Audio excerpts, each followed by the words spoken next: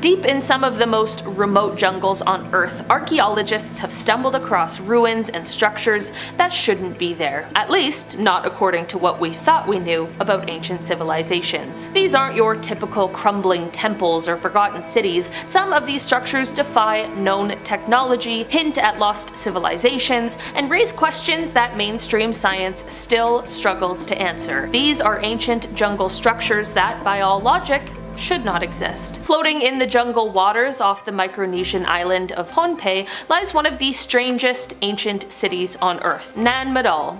Built on a lagoon and surrounded by mangroves, the site consists of over 90 artificial islets connected by canals with massive basalt stones stacked in crisscross patterns to form walls. Some stones weigh up to 50 tons. But here's the mystery. There are no records of how the stones got there. The islanders had no cranes, no wheels, no iron tools. The jungle swallowed up most of the site for centuries, and even today archaeologists can't explain how such a remote island society moved such heavy stone, let alone arranged them in a functional city. In 2016, scientists using LiDAR technology to scan the thick jungles of northern Guatemala uncovered something that shocked the world. Over 60,000 undiscovered Mayan structures, including pyramids, homes, fortresses, causeways, and even a network of highways hidden beneath the trees. The scale of the discovery revealed that the Maya civilization was far more advanced and densely populated than previously believed. Some of the cities were connected by roads elevated to withstand seasonal floods, suggesting planning that rivals modern infrastructure. These weren't simple farming villages, they were technological powerhouses hiding right under our noses. Hidden in the overgrown hills of West Java is a site called Gunung Padang, which locals believed was just a natural hill, but recent excavations revealed something incredible beneath the surface: an ancient step pyramid made of massive basalt columns. Using ground-penetrating radar, researchers uncovered multiple layers of construction, some possibly dating back as far as 20,000 years ago,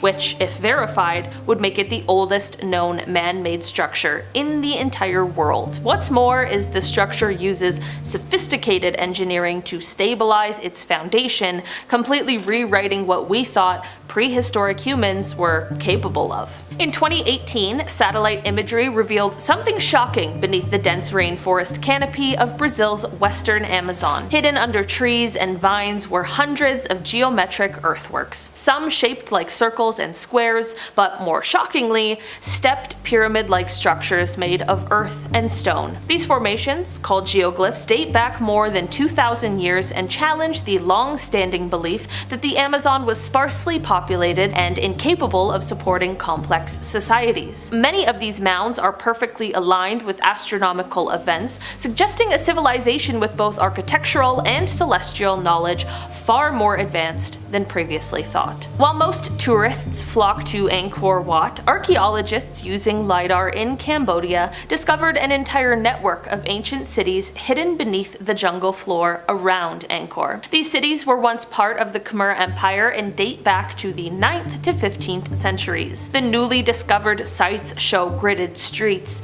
hydraulic systems, and city planning techniques that predate modern urban design. But no one knew these places existed because the jungle had completely reclaimed them. Some temples were built on mountaintops and are nearly inaccessible today. It's as if the jungle was deliberately hiding an empire's entire blueprint. Deep in the Colombian Sierra Nevada, hidden in thick rainforest and mist, lies Ciudad Perdida, or the Lost City. Built by the Tairona people around 800 CE, centuries before Machu Picchu, this city remained completely unknown until 1972 when treasure hunters stumbled upon it. It's made up of 169 terraces carved into the mountainside, interconnected by stone staircases and roads that defy modern engineering. The city's circular platforms and drainage systems show highly advanced urban planning, but what's most puzzling is that the entire civilization vanished and their language, records, and purpose for building the site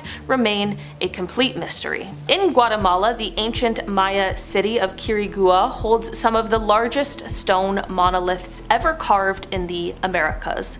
Called stelae, these massive stone monuments, some weighing more than 60 tons, are covered in intricate carvings and hieroglyphs. One stela stands over 35 feet tall, and what makes these jungle structures so baffling is the tools, or lack thereof, used to carve them. The Maya didn't have metal chisels, yet they created sculptures so precise they rival modern machine work. These towering relics were left to be consumed by the jungle vines until rediscovered by explorers in the 19th century. In 2013, archaeologist Ivan Sprajc discovered a massive undocumented Mayan city in Mexico's Yucatan Peninsula, which he named Chactana, meaning red stone. The city was so remote it hadn't been touched by humans in over 1,000 years. This place contains pyramids, ball courts, stone plazas, and ceremonial altars.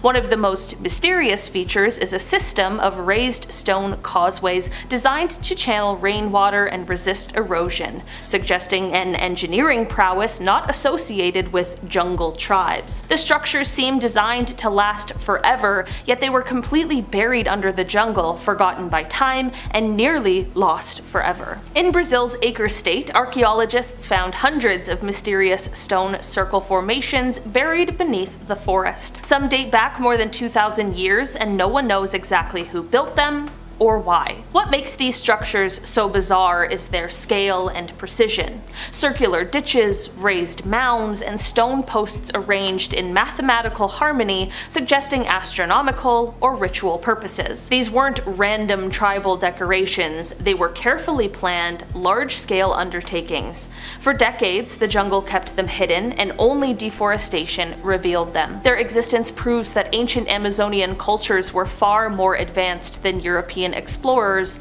ever imagined. Perhaps the most mind-blowing structure on this list is La Danta. Located in the remote Guatemalan jungle at the El Mirador site, La Danta is one of the largest pyramids in the world by volume, even larger than the Great Pyramid of Giza. It's estimated to weigh nearly 2.8 million cubic meters and rises about 230 feet. Constructed around 300 BCE, it was part of a sprawling pre-classic Mayan city long before the peak of the better-known Mayan civilization. Covered by thick forest, it wasn't fully recognized until aerial scans mapped the topography. The sheer scale of La Danta challenges everything we thought we knew about how early jungle societies operated. This wasn't a tribal temple, it was an ancient skyscraper hidden by nature. Deep in the heart of the Amazon jungle, beneath layers of dense foliage and centuries of mystery, lie enormous earthworks that defy our expectations of a pristine wilderness. Once thought to be untouched by advanced civilizations, recent discoveries have revealed a network of geometric designs, causeways, and ceremonial mounds that challenge everything we thought we knew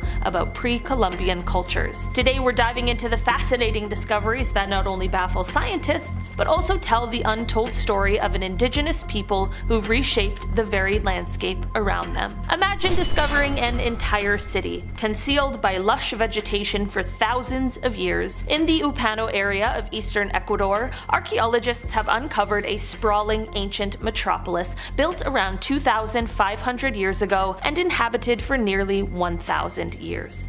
Using advanced LiDAR technology over a 300 square kilometer survey, they revealed 6,000 rectangular platforms, each about 20 by 10 meters and arranged in clusters around plazas with central platforms. These platforms likely housed homes and ceremonial spaces, all connected by an intricate network of straight roads and canals, including a jaw-dropping jaw-dropping 25-kilometer-long route. Nestled in the fertile shadow of a volcano, the city not only boasted sophisticated urban planning, but also challenges our old ideas that the Amazon was home to only nomadic tribes or tiny settlements. As one expert put it, this discovery forces us to rethink our Eurocentric notions of civilization and appreciate the complex, interconnected societies that once thrived deep in the jungle. Tucked away in the Brazilian state of Acre, the Acre geoglyphs are among the most well-documented and awe-inspiring earthworks in the Amazon. Discovered through a combination of aerial surveys and on-the-ground exploration, these vast geometric shapes, circular, rectangular, and sometimes even complex polygonal designs,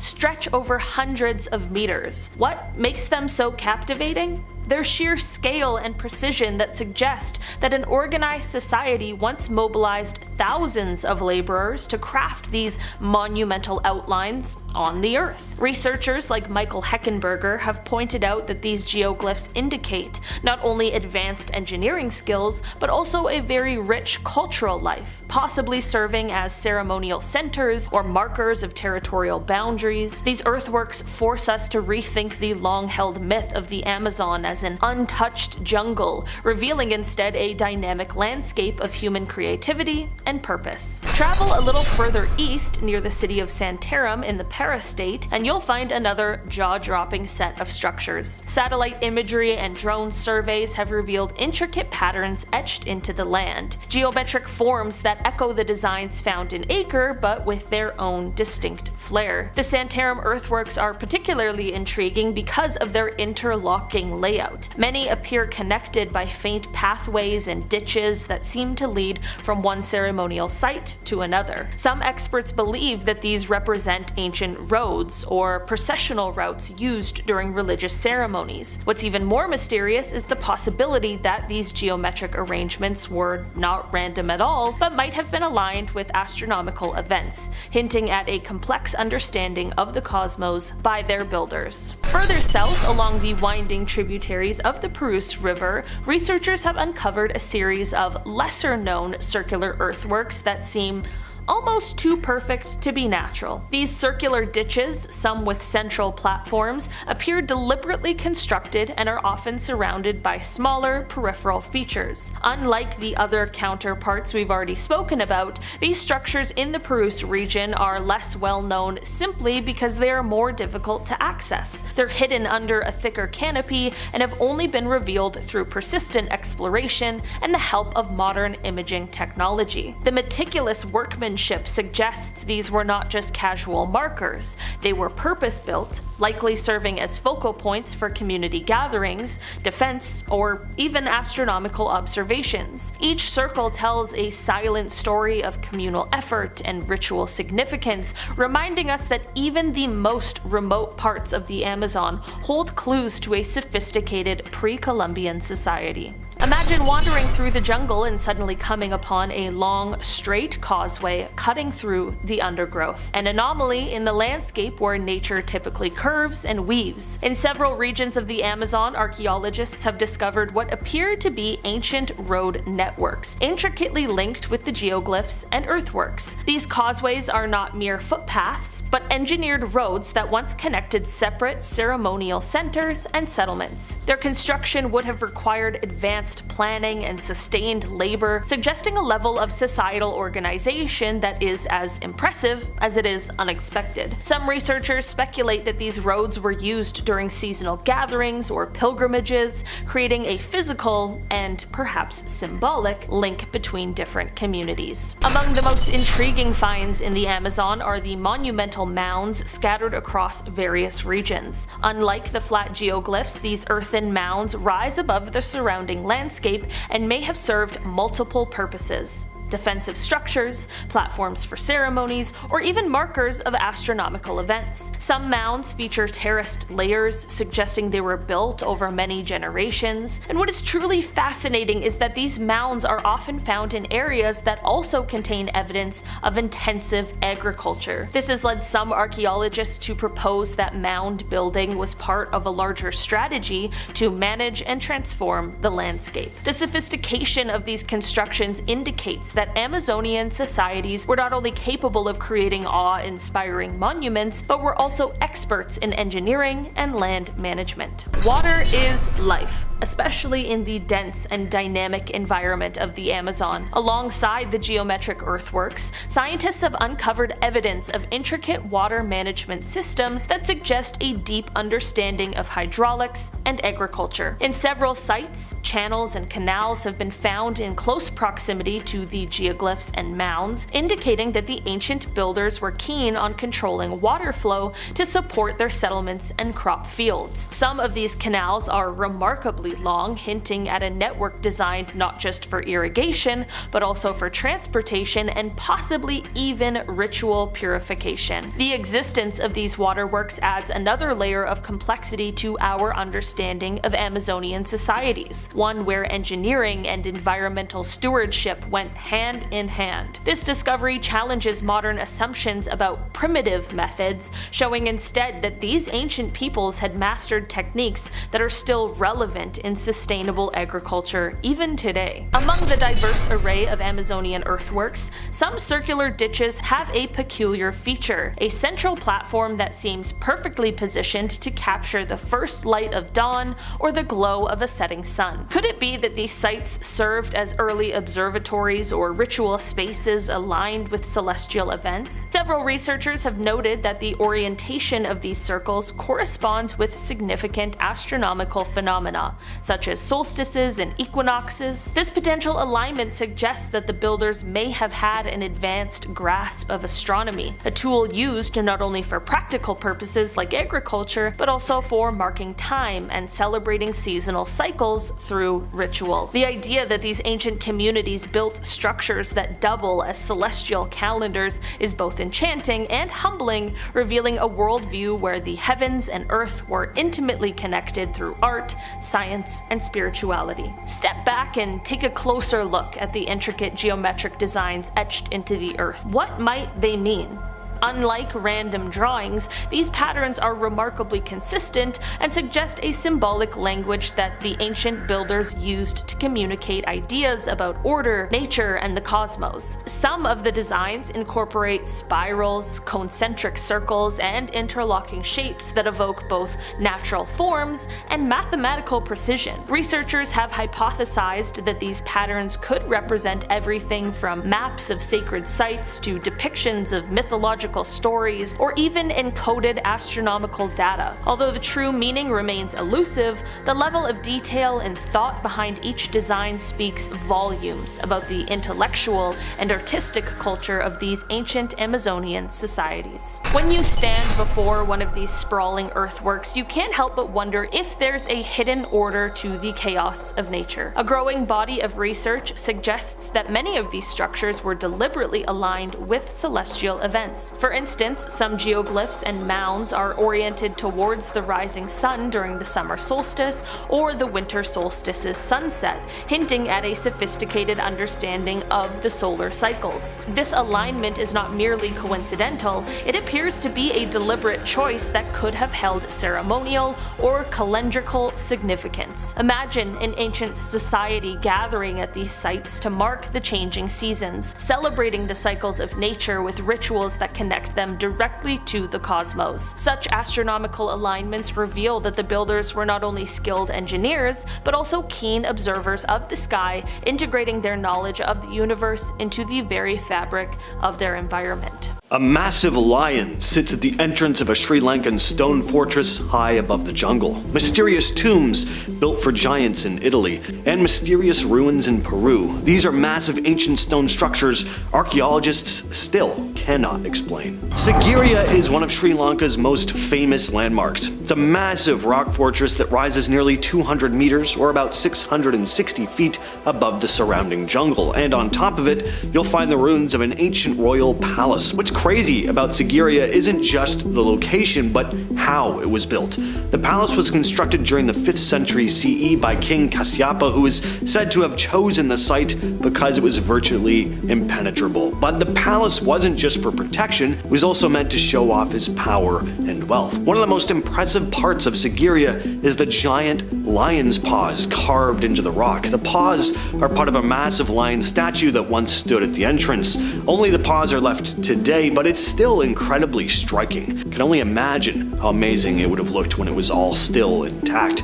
Other parts of the fortress are decorated with frescoes, some of the oldest and best preserved pieces of ancient Sri Lankan art, and let's not forget the gardens surrounding the rock, which are some of the oldest planned gardens in the world. The fact that this was all built so high up on a rock makes you wonder just how they managed to move materials and build such intricate structures without modern tools that we take for granted today. Ollantaytambo is an archaeological site in Peru known for its massive stone terraces and walls. These ruins were built by the Inca, but there are a lot of questions about how they managed to build such massive structures. The blocks here are huge, some weigh over 50 tons. It really makes you wonder how the Inca managed to move and place them. The Inca never finished the place either. Some of the stones, especially in the temple area, look like they'd been in the middle of being shaped, which makes it seem like the site was suddenly abandoned. There are unfinished walls too, worked on by skilled stone cutters. As for why the site was left incomplete, that is still a mystery. Sardinia, the island off the coast of Italy, is home to a mysterious ancient burial site known as the Giants' Graves. As the name suggests, these are massive stone structures that looked like they'd been built for giants rather than regular-sized people. The tombs are long chambers made of massive stones with a series of standing stones lining the entrances. There are over 300 of these graves scattered across the island, and they date back to the Bronze Age, around 1500 BCE. How these people were able to transport and place such gigantic stones only using primitive tools is still a bit of a mystery. The builders left no written records, so we have no idea how they achieved this or even why they built these graves in the first place. Sacsayhuaman, just outside of Cusco, Peru, is a massive Incan stone fort. The walls are made up of enormous stone blocks, some weighing as much as 120 tons, and they fit together so perfectly that not even a needle can slip between them. It's so precise that some people even wonder if the Inca used some kind of ancient technology to cut and transport these stones. Sacsayhuaman is believed to have been a ceremonial and military site. Like a lot of ancient people though, the Inca didn't leave any written records on how they built the site, which is why there's still so much speculation about how they fit the stones together so perfectly. And here's another strange part. Some archaeologists say it's possible some parts of this site actually predate the Inca, which would mean that there was some lost culture before them capable of some pretty impressive things. The unfinished obelisk found in the Aswan granite quarry in Egypt is the largest ancient obelisk ever discovered. It was commissioned by Queen Hatshepsut but never completed. If finished, it would have stood around 42 meters or 137 feet tall, weighing in at nearly 1,200 tons, much larger than any other ancient Egyptian obelisk. The real mystery is how the Egyptians planned to shape and lift such a massive stone. I mean, sure, these were the people who built the pyramids, but even still, modern engineers still wonder how they would have erected this thing without the modern tools we have today. And let's not leave Egypt just yet. Here is a pair of impressive statues you may not have heard of, the Colossi of Memnon. They stand at the entrance of the mortuary temple of Amenhotep III on the west bank of the Nile near Luxor. The statues depict the pharaoh seated with his hands on his knees. They're nearly 20 meters or 66 feet tall. Now, the fact that these ancient statues have been standing for thousands of years is incredible on its own, but there's an interesting story about one of them as well. For centuries, the statue known as the vocal Memnon was believed to make mysterious sounds at dawn. People would gather to hear the eerie sound, which was said to be the statue singing. Now, it was probably caused by temperature changes and the expansion of the stone or something like that, but ancient Greeks and Romans saw it as a divine, supernatural phenomenon, and why wouldn't they? This big, grand, intricately carved statue making sounds? Of course, you'd think it was magic back then. At one time, the colossi were part of a much larger temple complex, but Most of it was destroyed by earthquakes, along with the statues themselves, which have been damaged over time. And again, it's pretty incredible how they were built. The statues were carved out of sandstone and transported from quarries about 600 miles away.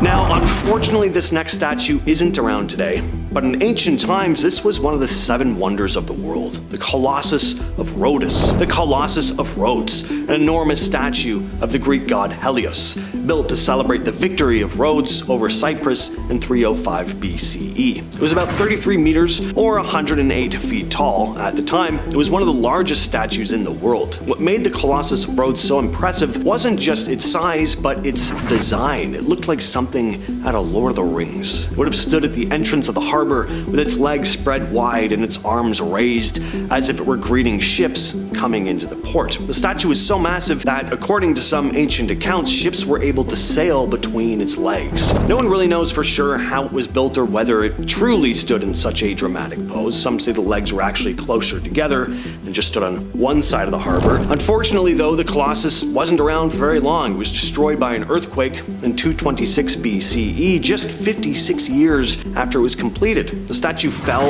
and then shattered into pieces, and it lay in ruins for over 800 years before being sold off as scrap. It was said that people couldn't even wrap their arms around the thumb on one of the statue's hands and have their own hands meet. That's how massive this thing was. The Moai statues of Easter Island are some of the most iconic ancient wonders in the world. These massive stone figures, some as tall as 33 feet and weighing over 80 tons, were carved by the Rapa Nui people between 1400 and 1650. The Moai are made from volcanic tuff, a type of stone that isn't easy to work with, but somehow they managed to carve them with remarkable detail. It's always been debated how the statues were transported across the island. Some people believe the Moai were walked upright with ropes being used to sway the statues back and forth. Others think they might have been transported using sledges and logs. We also don't know exactly what the statues were built for, but they're thought to have represented ancestors or gods that were placed on stone platforms called ahu. These platforms were used for rituals and ceremonies. Well, it just wouldn't be right to make a list like this without including Stonehenge. This is one of the most famous ancient stone structures in the world because to this day no one really knows for sure how or why it was built. These stones, some weighing up to 40 tons, were somehow transported from over 150 miles away. The stones themselves are made of 2 types, the massive sarsen stones and the smaller blue stones. The incredible feat of moving these stones without modern technology is something archaeologists haven't fully explained, but it's not just the logistics, the exact purpose of Stonehenge is a mystery too. Most people think it was some kind of ancient observatory used to track solstices and eclipses. Stonehenge aligns with the sun during certain times of the year. It also may have been a religious or ceremonial site. There are also theories that it was a symbol of unity for the people of ancient Britain. Stonehenge was built in several stages, spanning from around 3000 to 1500 BCE, and throughout its history, people came and went, adding to the structure. But even with all the archaeological work done on this site, the exact reasons behind it are still unknown. Alright, so we're all familiar with Stonehenge, but have you ever heard of Superhenge? Superhenge is a massive prehistoric site not far from the much more famous Stonehenge, and it was only discovered back in 2015, which is now a decade ago, which is scary. Archaeologists found that beneath the ground there were large stones arranged in a pattern similar to Stonehenge, only this site was much larger. Using ground-penetrating radar, researchers found evidence of a massive stone circle, which has led people to wonder if Superhenge and Stonehenge were part of some much larger ceremonial religious complex. The stones at Superhenge are believed to have been placed there more than 4,000 years ago, and the size of the stones, some which weigh up to 15 tons, means that the people who moved them were capable of impressive feats of engineering.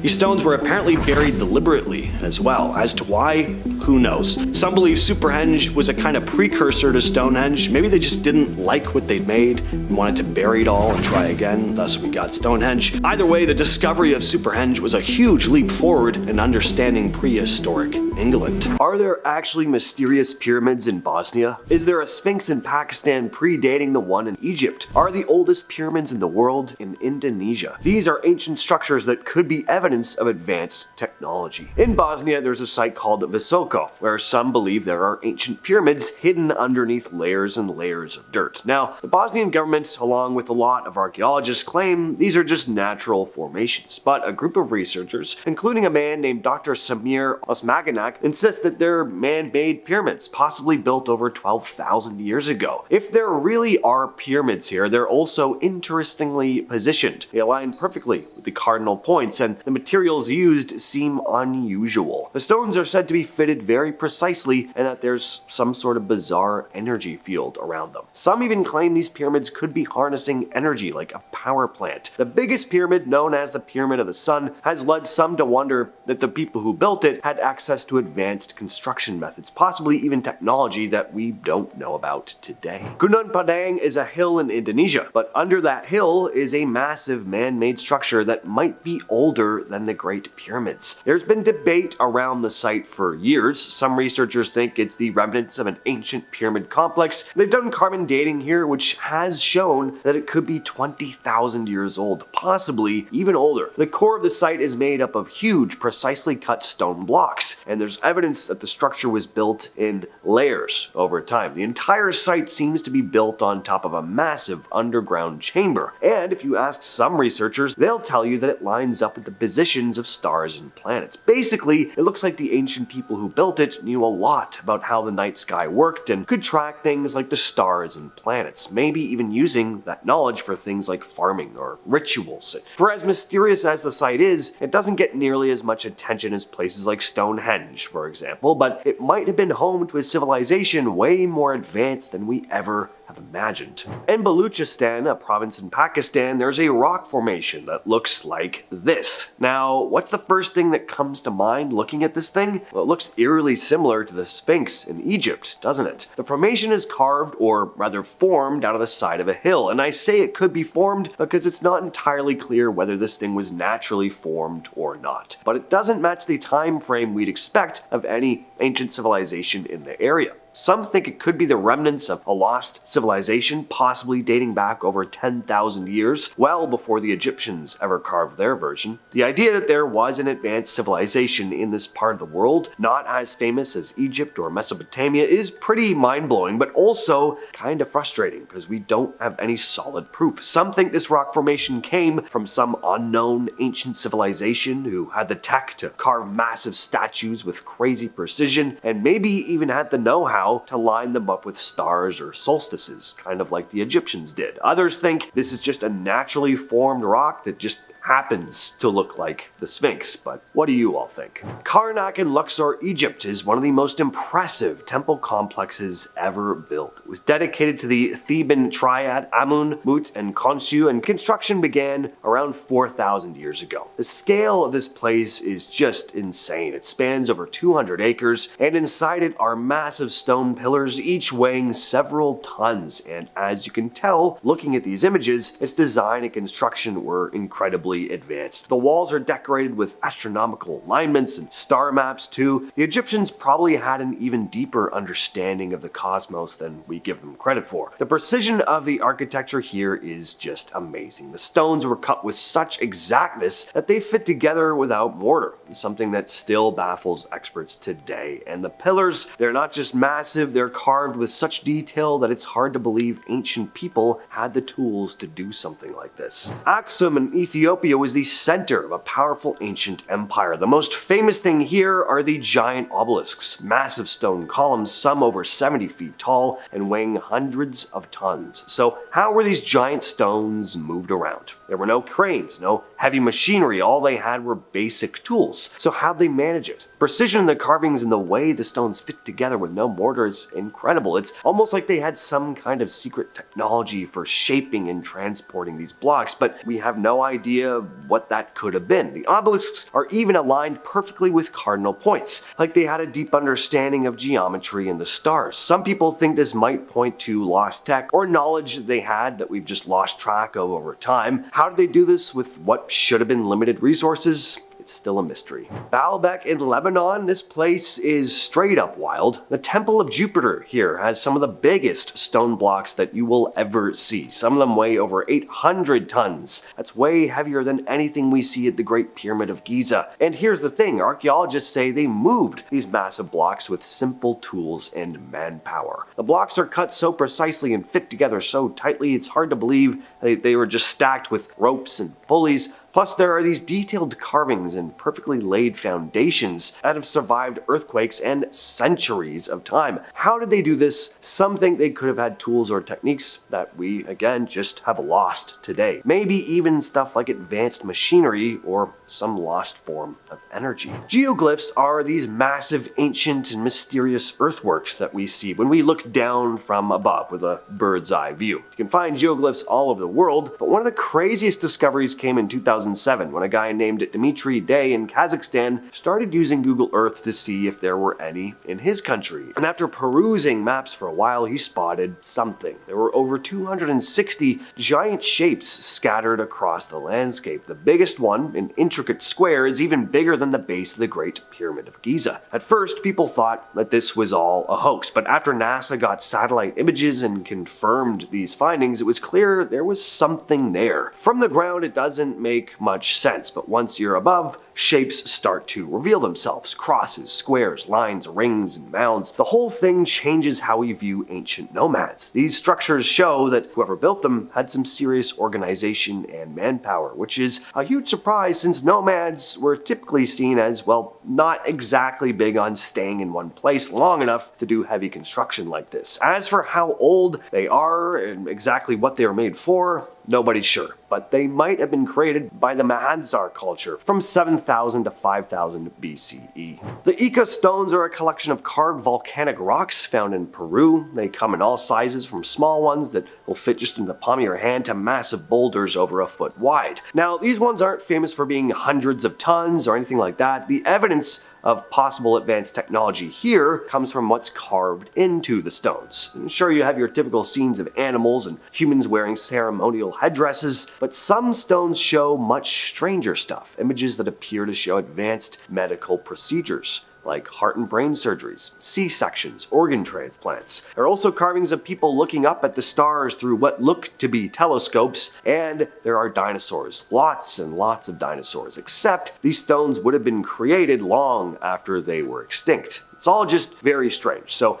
how did these people possibly have such advanced knowledge, way beyond what was thought possible for ancient civilizations? We don't know. And we don't know anything about the people who created these things either. There's no other evidence of their society. There are no ruins or other artifacts, we just have these stones. Derinkuyu is an ancient underground city in Turkey that's over 2,000 years old. It's massive, with multiple levels and hundreds of rooms, and it's pretty sophisticated for something built such a long time ago. The whole place seems like it was designed with real engineering know-how, things like an advanced ventilation system that keeps fresh air flowing, even deep underground. Then there are things like giant stone doors that could be rolled into place, shutting off entire sections of the city for protection. It's clear a lot of thought went into its design. The underground city is about 280 feet deep and could house up to 20,000 people, along with their animals and food supplies. It's everything you'd need to live down there: wine and oil presses, stables, storage rooms, chapels. One of the rooms is thought to have been a religious school, with nearby spaces used for studying. Over the centuries, the city was used to shelter people during invasions, but eventually it was forgotten about, and it just stayed hidden until 1963, when a homeowner renovating his place found it all by accident. He'd been chasing a chicken that ran into a hole in his basement when he found this whole network of underground tunnels. By 1969, parts of Derinkuyu were open to the public, and now you can explore about half of this underground city. Alright, now we couldn't do a list about ancient structures and possible advanced technology without mentioning the pyramids of Giza. The Great Pyramid, in particular, is just insane. Made up of 2.3 million blocks, some that weigh 80 tons. There have been a lot of theories, debates,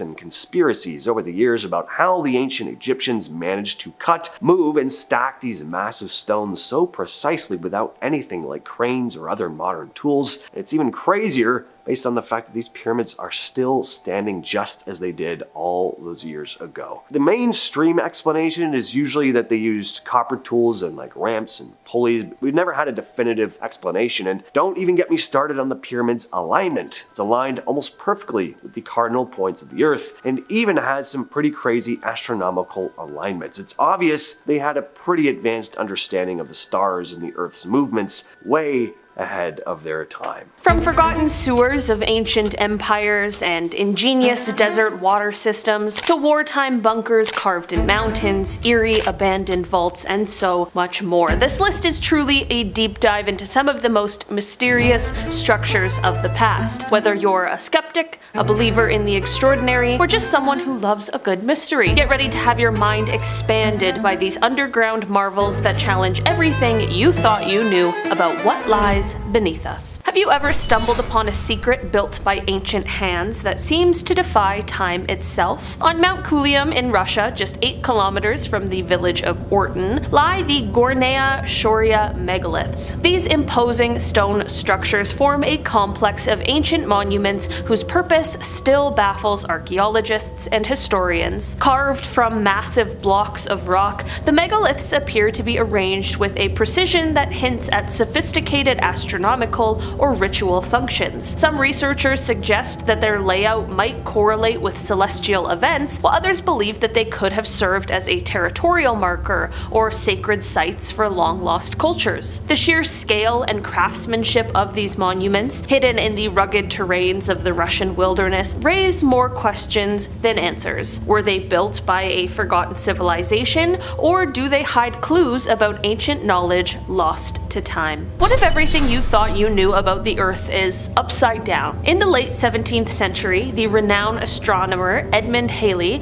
proposed an audacious idea that our planet might be hollow, with vast interior spaces lit by an inner sun. Though modern geology has debunked this notion with evidence of a dense, layered Earth, the hollow Earth theory has stubbornly persisted in pop culture and conspiracy circles. This concept suggests not only the possibility of hidden subterranean realms, but also speculates about secret civilizations thriving in an inner world. From Jules Verne's adventurous tales to modern fringe documentaries, the idea has ignited imaginations for centuries. While scientific advancements have confirmed the Earth's solid structure, the enduring fascination with a hollow planet invites us to ponder alternative realities and question established knowledge. The theory's persistence reveals our innate desire to explore the unknown and imagine worlds beyond our everyday experience. What if the heart of our planet isn't as uniform as we once thought? Deep beneath the African continent, scientists have discovered a colossal structure in the Earth's mantle, an enormous blob that occupies a staggering portion of our planet's volume. Estimated to cover roughly 6% of the Earth's mantle, this mysterious formation challenges conventional ideas about plate tectonics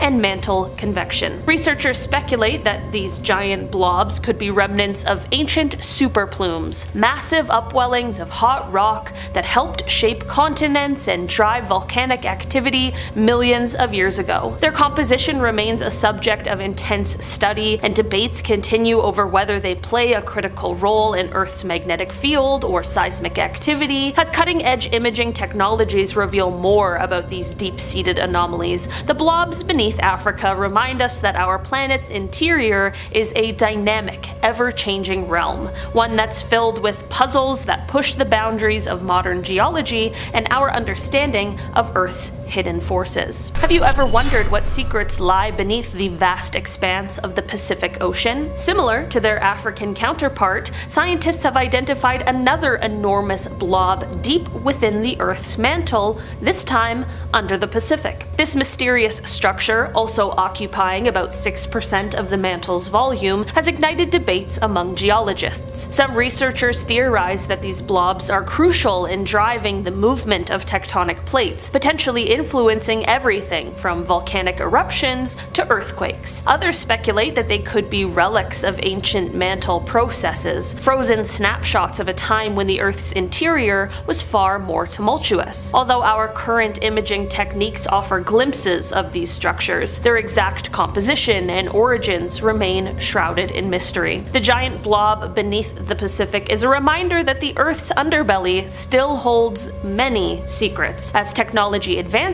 we may one day unlock the full story of these giants, and in doing so, gain a deeper understanding of the forces that shape our world. Have you ever thought that a lava tube could stretch for miles beneath an island paradise? I didn't even know that lava tubes existed. On the volcanic landscapes of Hawaii, the Kazumura cave system winds its way beneath the surface, claiming the title of the world's longest lava tube. Formed by ancient volcanic eruptions, these tunnels extend for over 40 miles and offer a fascinating glimpse into the raw power of nature. As you navigate the cave's winding passages, you encounter towering stalactites and stalagmites formed from solidified lava, natural sculptures that seem too perfectly crafted to be real. The ambient lighting filtering through crevices casts eerie shadows, turning the entire journey into an adventure straight out of a fantasy novel. The Kazumura Cave is a reminder of the dynamic and ever-changing nature of our planet, where even the forces of fire and lava can create a hidden world that defies our expectations. Have you ever wondered what lies beneath a seemingly tranquil sinkhole in a tropical paradise? Cenote Angelita, nestled in the Yucatan Peninsula of Mexico, isn't your typical underwater cave.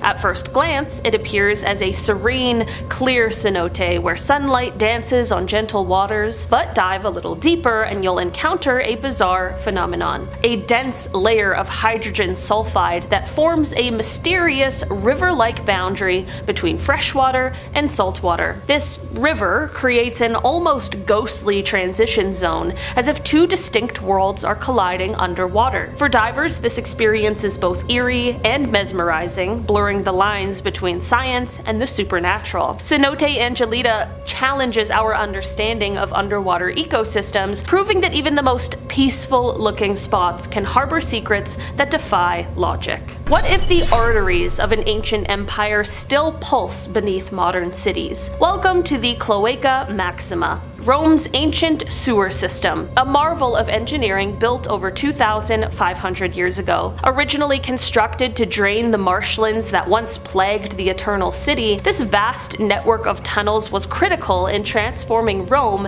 into a thriving metropolis. Carved from stone and designed with remarkable precision, the Cloaca Maxima not only managed waste, but also functioned as a water drainage system that helped prevent floods. Over the centuries, it has been expanded, restored, and repurposed, standing as a testament to the ingenuity of Roman engineers. Today, while parts of it are hidden beneath modern streets, the remnants of this subterranean marvel continue to inspire historians and engineers. Its survival against the test of time challenges our modern assumptions about infrastructure and reminds us that sometimes the most groundbreaking technology is buried right under our feet. Could remnants of a dark past be lurking in the icy recesses of mountain tunnels? Tucked away beneath the snowy peaks of the French Alps are a series of World War II era bunkers and tunnels, whispers of a shadowy past that many believe still hold untold secrets. Constructed during the Second World War, these underground fortifications were designed to house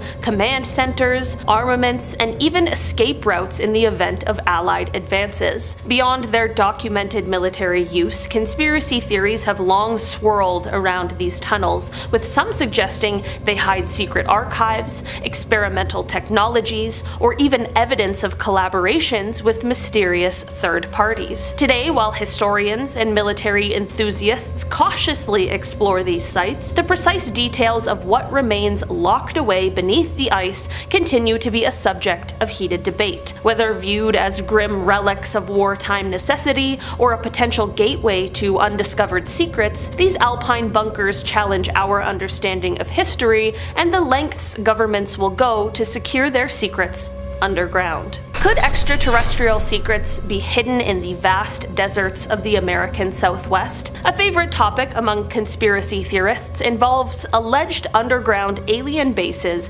scattered throughout the arid landscapes of the American Southwest. While the infamous Area 51 often steals the spotlight, rumors persist of even more secretive subterranean complexes tucked away in the remote deserts of Arizona and New Mexico. These theories suggest that advanced extraterrestrial technology recovered from UFO crashes or offered in clandestine exchanges is stored in massive, hidden underground hangars and laboratories. Although mainstream science has found no concrete evidence to substantiate these claims, the stories persist, fueled by mysterious sightings, unexplained energy readings, and the isolated nature of these vast desert expanses. Whether you view these tales as wild fiction or intriguing possibilities, the idea of secret alien bases underground continues to spark the imagination, blurring the lines between fact, folklore, and the unexplained. What if the barren landscapes of Mars conceal natural shelters that could one day host human colonies? Traveling off Earth for this one, recent studies have revealed extensive networks of lava tubes on Mars, giant tunnels carved out by ancient volcanic eruptions. These natural caverns, some spanning hundreds of meters in length and soaring high enough to offer vast interior spaces, could shield future explorers from the harsh Martian surface conditions, including cosmic radiation and extreme temperature swings. Scientists believe that these tubes may even have preserved signs of ancient microbial life tucked away in their dark recesses for billions of years. Imagine exploring these silent, otherworldly passageways where the walls still echo the story of Mars' volcanic past, an untouched environment that beckons us to rethink the possibility of life on other planets. Mars lava tubes not only spark visions of extraterrestrial habitats, but also invite us to consider the resilience and adaptability of life in unexpected places. An ancient, massive stone wall recently discovered at the bottom of the sea, gigantic stone monuments in France, and a tomb in Ireland older than Stonehenge and the Great Pyramids. These are prehistoric megastructures that scientists can't explain.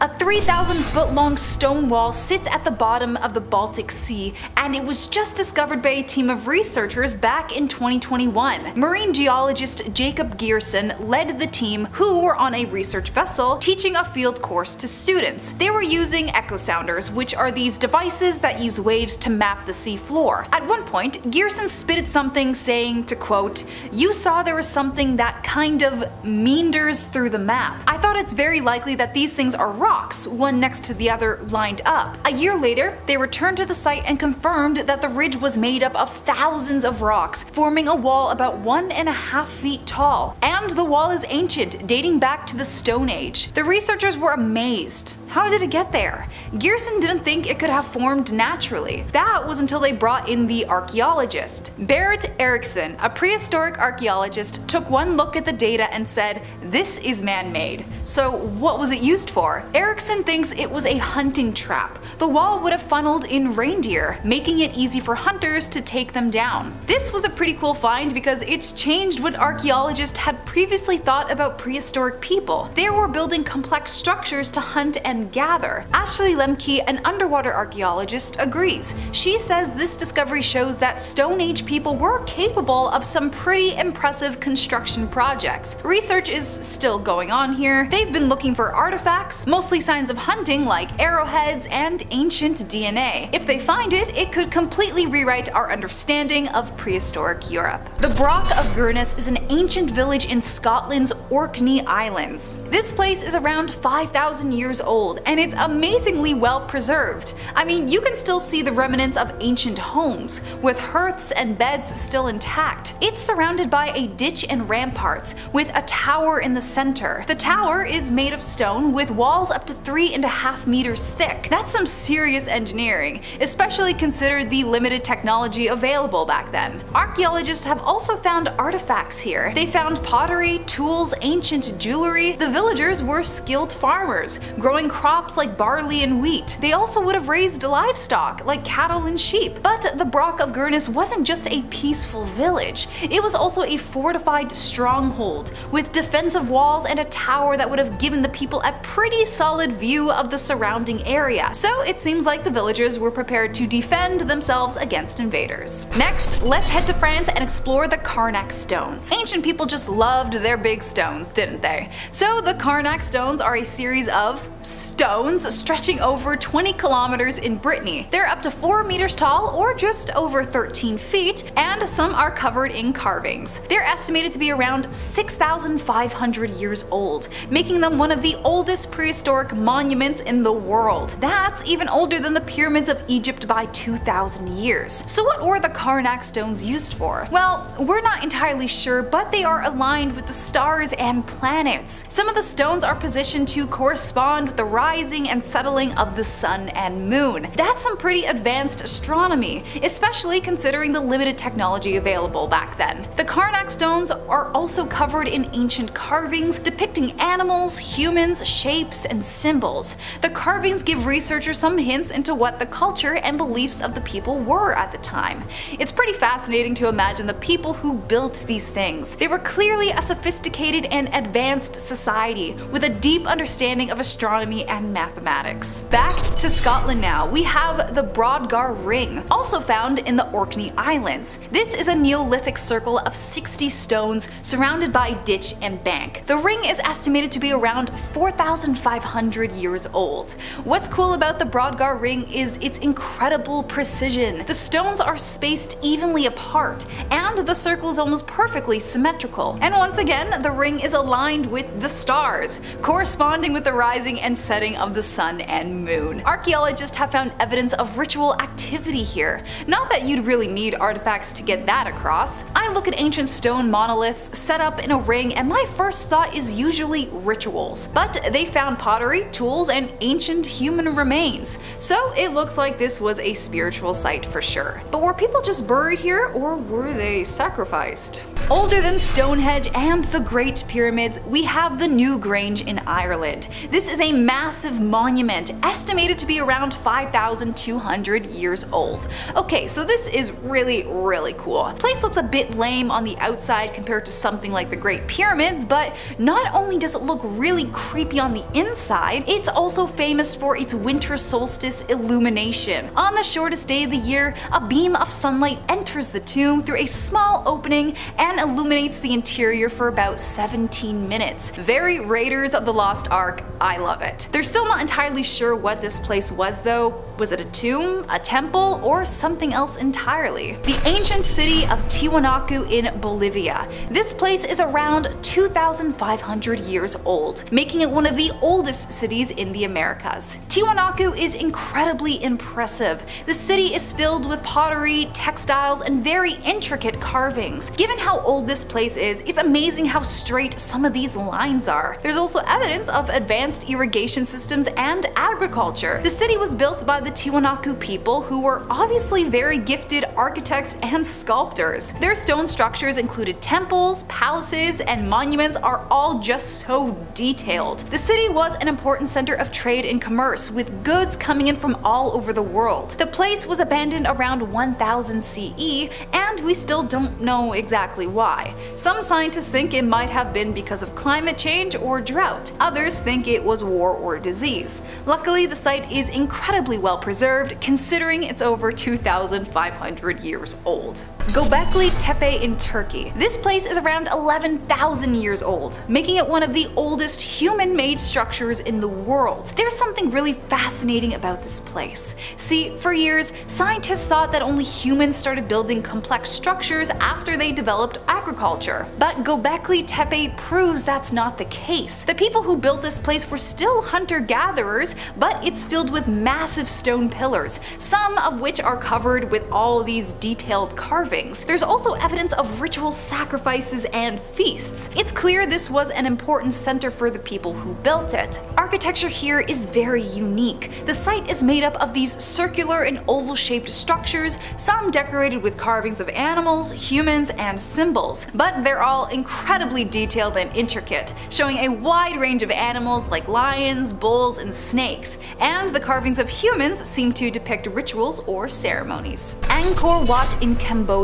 This place is only around 900 years old, but still, just look at it. It's breathtaking. Has to be one of the most impressive ancient cities in the world. The city is filled with stone carvings, temples, and canals. It also had advanced irrigation systems and agriculture. The city was built by the Khmer people who built all these elaborate stone structures. There really is nothing like this place. It doesn't even look real. And parts of it have these huge roots and vegetation growing over the stone. It's just beautiful. Palenque in Mexico. This place is around 1,300 years old. It's definitely one of the most impressive Mayan ruins in the world. Palenque sits in the heart of the Chiapas jungle. It's a collection of temples and palaces. One of the most impressive structures is the Temple of Inscriptions, which is filled with intricate hieroglyphics that tell the story of the Palenque's history. The Mayans who built this place were skilled astronomers and mathematicians. They developed a sophisticated calendar system that's still used today, and their knowledge of astronomy allowed them to accurately predict solar eclipses and planetary alignments, and possibly even hang out with aliens, but that's a topic for another video. The city was built strategically around some major trade routes, and its merchants traded goods with other Mayan cities. The city was abandoned by the 8th century and sat buried in the jungle until it was rediscovered and excavated in 1787. Deep in the jungles of Colombia lies a legend that's been passed down for centuries. Ciudad Perdida, or the Lost City, is a fabled place of gold and riches, hidden away from the outside world. Many have searched for it, but few have claimed to have found it. The legend dates back to a time of the Spanish conquistadors, who would hear stories about this hidden city deep in the jungle. The city was said to be filled with gold and precious jewels, and many believed it was the capital of the ancient Terona civilization. For centuries, explorers searched for the mysterious city. Some said they did find it, but they were never able to prove it. That was until 1972, when a group of local farmers came across this series of stone steps deep in the jungle. The steps led to a hidden city, filled with ancient ruins and artifacts. And as archaeologists started to explore the city, they realized that this place could have very likely been the mythical Lost City. The city was filled with intricate stone carvings, pottery, and gold artifacts, all of which dated back to the time of the Terona civilization. Hidden deep below our feet lie structures that defy explanation. Abandoned, forgotten, and downright impossible. Who built them? Why were they buried? And what are they hiding? Deep beneath the ancient ruins of Hattusa, the once great capital of the Hittite Empire, lies a maze of tunnels that archaeologists still can't explain. These winding underground passageways, carved with eerie precision, stretch far beyond what anyone would expect from a city built over 3,000 years ago. The tunnel's purpose is a mystery. Were they designed for secret rituals, a desperate last line of defense, or something even more sinister?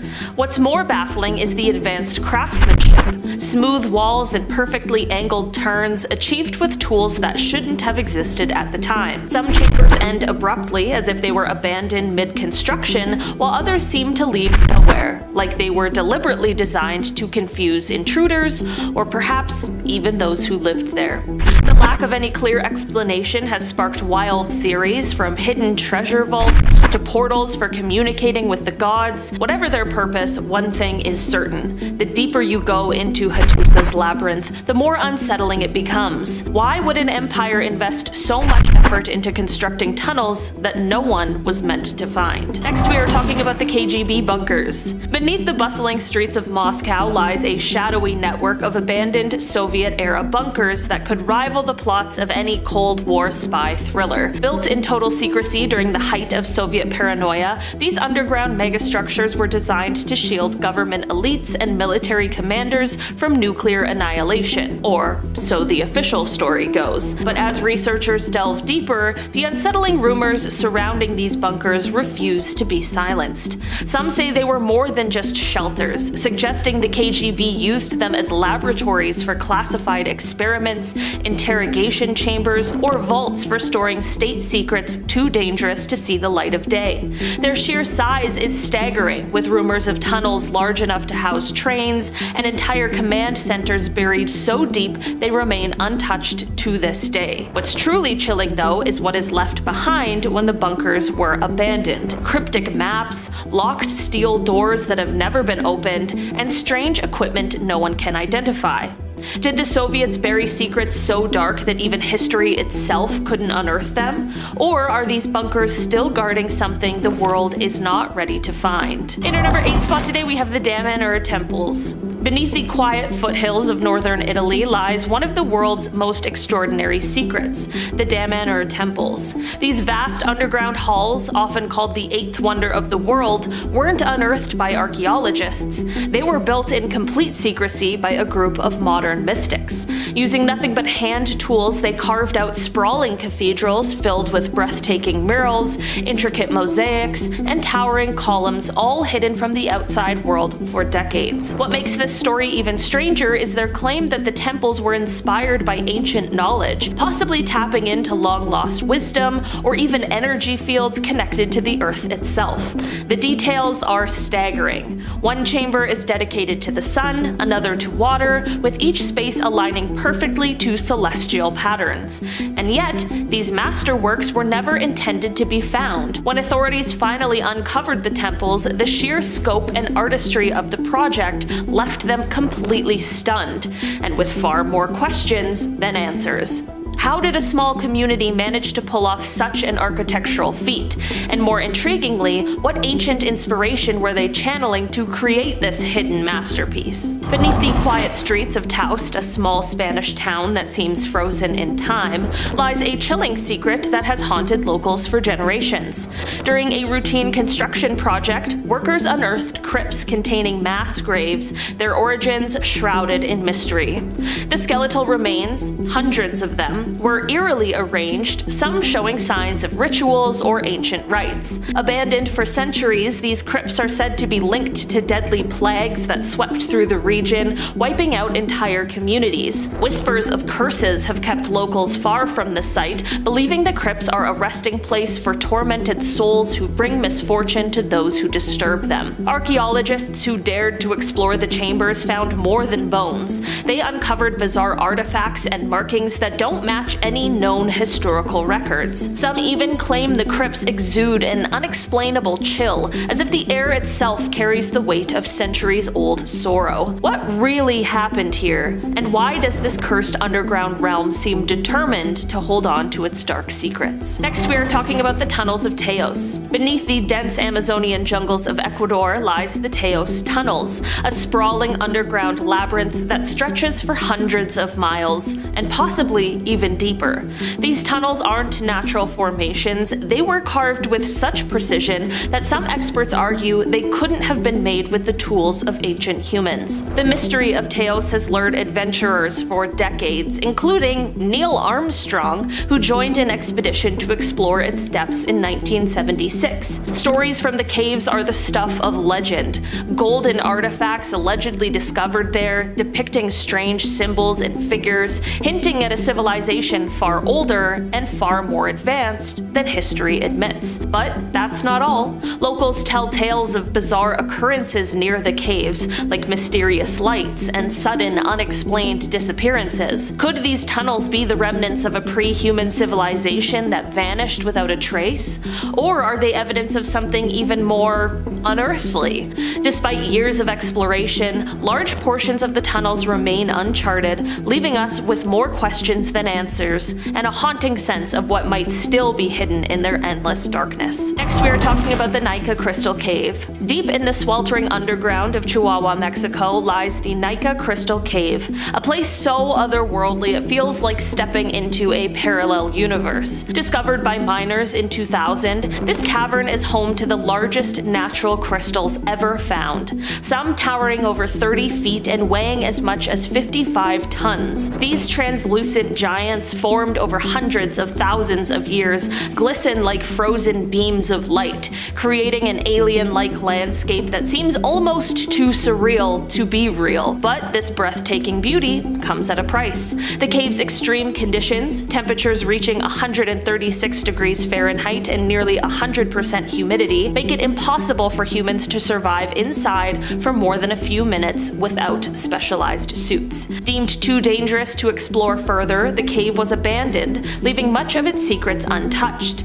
Some believe these crystals hold untapped energy or clues to the Earth's geological past. Others say the cavern's unearthly nature hints at something even more mysterious. For now, the Nika Crystal Cave remains sealed off. Next, we are talking about the salt mines of Yekaterinburg. Beneath the industrial city of Yekaterinburg, Russia, lies an abandoned salt mine unlike anything you've ever seen. The walls of this underground labyrinth are streaked with vibrant, multicolored swirls, creating patterns so hypnotic they look like an artist's fever dream. These surreal formations are natural, caused by layers of mineral deposits over millions of years, but the effect is so otherworldly it's hard to believe humans didn't have a hand in it. While the mines are hauntingly beautiful, they are also full of mystery. Locals whisper that during the Soviet era, these caverns may have been repurposed for secret experiments or as hidden bunkers for classified operations. Access to much of the mine is restricted, fueling rumors of forgotten chambers hiding evidence of Soviet ingenuity, or perhaps some darker truths. The unearthly beauty of these salt mines stands in stark contrast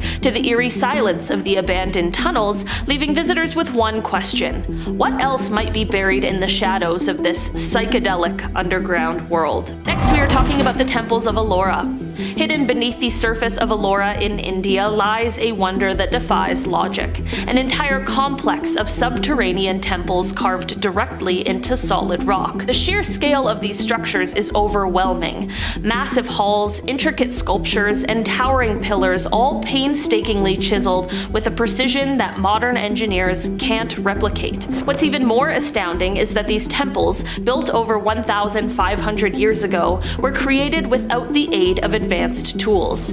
To carve just one of these temples, thousands of tons of rock had to be removed, but historians have no clear answers as to how this was achieved or why such monumental effort was dedicated to building underground. Among the 34 temples in the complex, the Colossal temple stands out, a single monolithic structure carved from the top down with details so fine they seem impossible for the tools of the time. But the biggest mystery of all? Why were these incredible creations eventually abandoned? Was it a shift in religion, a forgotten disaster, or something even more mysterious? The temples of Ellora remain one of the greatest architectural puzzles in human history, leaving behind questions that may never be answered. In our number 2 spot today, we are talking about the Kaymakli underground city. Beneath the dusty hills of Turkey lies the Kaymakli underground city, a sprawling labyrinth of tunnels and chambers carved directly into the earth.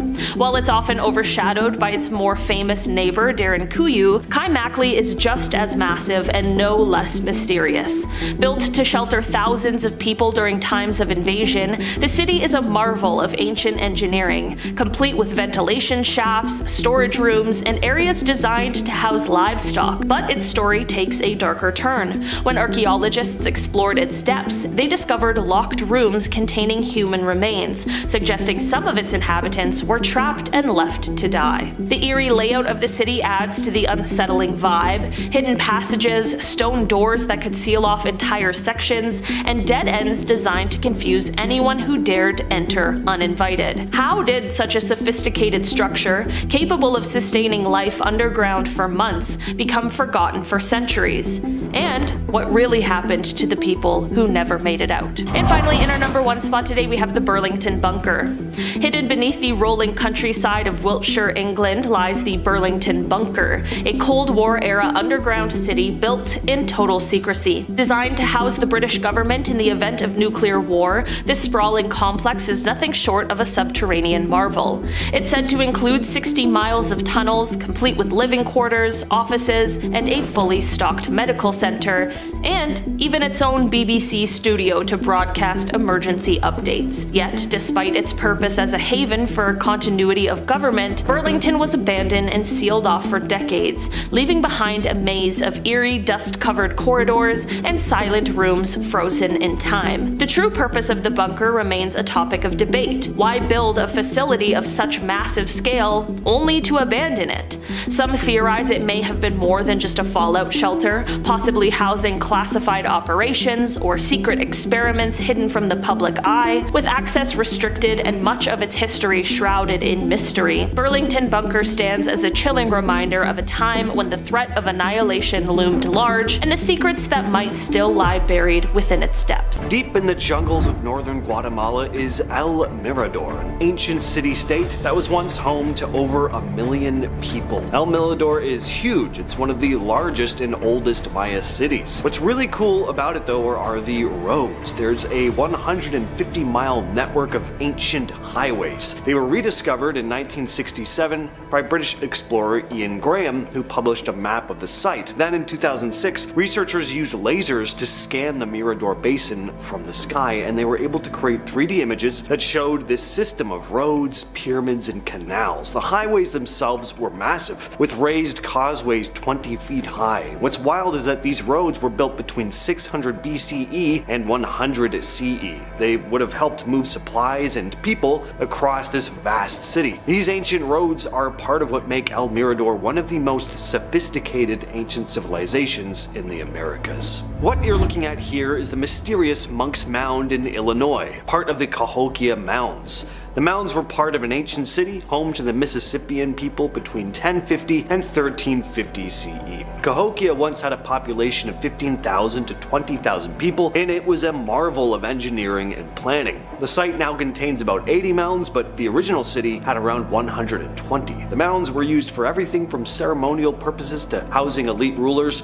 The most famous mound, Monk's Mound, is the largest in North America, standing 10 stories tall and covering 14 acres. Pretty bizarre. You have an ancient pyramid right in the middle of Illinois. Cahokia was the largest pre-Columbian city north of Mexico and one of the most complex archaeological sites in the US. The city's original name has unfortunately been lost to time, but the mounds were named after the Cahokia tribe, a group that lived nearby when French explorers arrived in the 17th century. Uxmal on the Yucatan Peninsula of Mexico is one of the most important cities of the Maya civilization. It's a site full of massive structures, but one of the standouts here is the Pyramid of the Magician, also called the House of the Dwarf. Legend has it that a dwarf, who hatched from an egg, built the pyramid in a single night.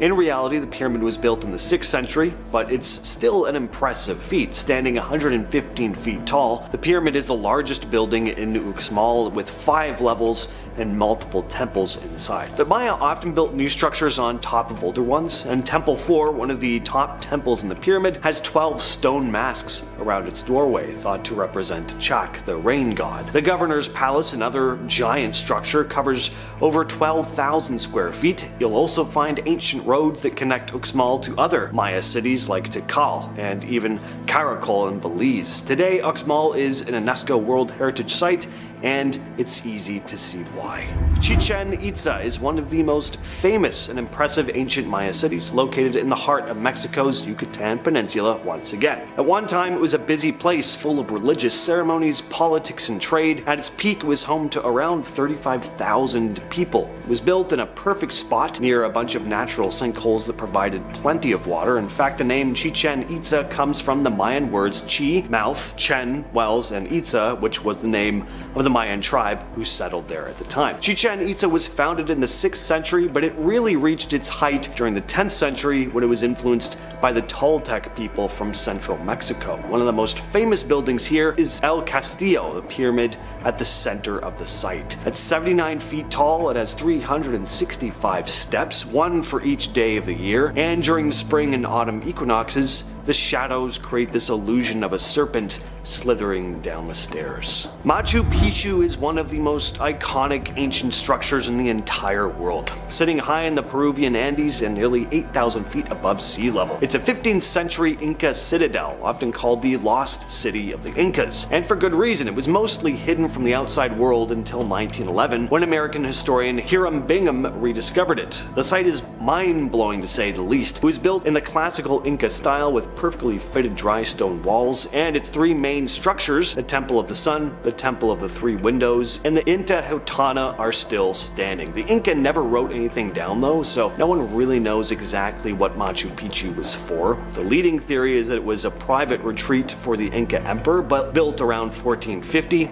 Some archaeologists think it was more of a royal estate, but we still don't really know. Machu Picchu was abandoned by the Inca around 100 years later, just before the Spanish conquest. Vilcabamba in Peru, often called the Lost City of the Incas as well, was the final stronghold of the Inca Empire. It was the capital of the Neo-Inca state from 1539 until its fall in 1572. It was the last base of Incan resistance against Spanish invaders. The city's remote jungle location made it nearly impossible for the Spanish to reach, allowing the Incas to hold out for decades here. Its ruins were hidden for centuries. In 1911, explorer Hiram Bingham mistakenly identified Machu Picchu as Vilcabamba, but years later explorers, including Jean Savoy in the 60s, found that the real site was actually this one here. For decades, the Spanish struggled to locate the city, with one chronicler writing, "Great resources are needed to undertake a penetration of that land." But the city was finally captured in 1572, leading to the execution of the last Inca monarch. Yaxchilan is an ancient Mayan city found deep in the jungles of southern Mexico, along the Usumacinta River. It was one of the most powerful cities in the Maya world between the 4th and 9th centuries. The city is probably most famous for its huge acropolis, a collection of buildings that includes temples, palaces, and ceremonial areas. The site is also packed with all these incredible reliefs that tell us quite a bit about the Maya life, their gods, and the rituals that they would have performed. Yaxchilan's remote location helped it stay hidden for centuries, and it wasn't until the 19th century that explorers started to rediscover it. One of the coolest things about this place is how the jungle has slowly started reclaiming the city, giving it this kind of lost feel to it. And next on the list we have geoglyphs. In the Amazon rainforest, large-scale geoglyphs, which are these ancient formations created by removing topsoil, have been discovered over the years. They're basically these colossal drawings carved into the earth, some stretching over 600 feet. They're in all kinds of shapes, circles, squares, some depict animals even. And researchers believe these geoglyphs were constructed between 2000 and 6500 years ago by indigenous tribes. As to their purpose though, that's still mostly a mystery. There are theories. Maybe they are used for ceremonial or religious practices, or maybe they had a more practical function like water management or defense, but the sheer scale of these things and the effort it would have required to create them definitely raises a lot of questions about what these tribes were capable of. Calakmul is an ancient Maya city deep in the jungles of southern Mexico, in the Yucatan Peninsula once again, and it was one of the largest and most powerful Maya cities, especially during the Classic period, around 600 to 700 CE. Found near the Guatemalan border, Calakmul was a major player in the Maya world, often locked in competition with other city-states like Tikal, which we covered in part 1, so check that out if you haven't already. The city is massive, covering more than 70 square kilometers, but it's most famous for its massive pyramids. The largest pyramid, known as Structure 1, stands over 145 feet tall and is one of the tallest Maya pyramids ever discovered. It's so big that it even dwarfs other pyramids in the region. Teotihuacan is one of the most impressive and mysterious ancient cities in Mesoamerica, sitting just 25 miles northeast of modern Mexico City. At its peak, it was the largest city in the Americas, with a population that could have reached up to 125,000 people, making it one of the world's biggest cities during its time. The city is famous for its massive pyramids, the Pyramid of the Sun and the Pyramid of the Moon. These monuments are massive, the Pyramid of the Sun standing at 200 feet high, making it one of the largest pyramids in the world. But Teotihuacan has more than just those giant stone structures. It also had a sophisticated layout with multi-family apartment complexes, wide avenues, and intricate murals that now give us a glimpse into the daily life of the people who once lived there. And the place had a lot of influence on places surrounding it too. The city's obsidian tools were highly prized across Mesoamerica, and evidence of its presence has been found as far away as the Maya region. Its cultural impact was huge. The later Aztecs even saw Teotihuacan as their spiritual ancestors and adopted some aspects of their culture into their own. Teotihuacan was established around 100 BCE, but mysteriously collapsed in the 6th century. This is super exciting because it's a very recent find. In southeastern Mexico, a team of archaeologists has uncovered a hidden ancient Mayan city, more than 6,000 structures, including pyramids, all buried under thick vegetation. The city has been dubbed Valeriana, and it was revealed thanks to LiDAR, which stands for Light Detection and Ranging. It's a laser-based mapping tool that uses airborne sensors to scan the landscape. The data, collected back in 2013, as part of a forest monitoring project, wasn't actually being used for archaeology, but when researchers took a closer look, they saw this sprawling Mayan city. And according to Luke Auld Thomas, the study's lead author, our analysis revealed not only a picture of a densely settled region, but also a lot of variability. End quote. This wasn't just a small settlement, but a large city, potentially home to 30 to 50,000 people between 750 and 850 CE. The city was hidden in plain sight, with farmers unknowingly working among the ancient ruins. And it's amazing because 6,764 structures have been found, and as Auld Thomas put it, there is much more to be discovered. When I first saw an image of this place, I thought that it may have been an AI-generated image, but it isn't. Despite how fantastical this place looks, it's actually real. This is the Sigiriya rock fortress in Sri Lanka. High in the jungles of Sri Lanka, there's a towering rock fortress that doesn't look like it should exist. Sigiriya, also known as Lion's Rock, was built in the 5th century CE by King Kashyapa, who constructed this place on top of a giant boulder that rises 200 meters or about 650 feet above the ground. To enter the place, visitors had to climb this massive staircase that passed through the mouth of this colossal lion sculpture. After Kashyapa completed the palace, his brother launched an attack. Kashyapa's army abandoned him, and the king's wives jumped to their deaths from the top of the rock, and the fortress eventually was captured and fell into ruin. For centuries it was forgotten, first as a royal palace, then as a Buddhist monastery. When European archaeologists rediscovered it though, they were stunned. The lion entrance, real. The palace's mirror wall, designed to reflect the king's own image as he walked through, real. Today, UNESCO calls Sigiriya the 8th wonder of the world.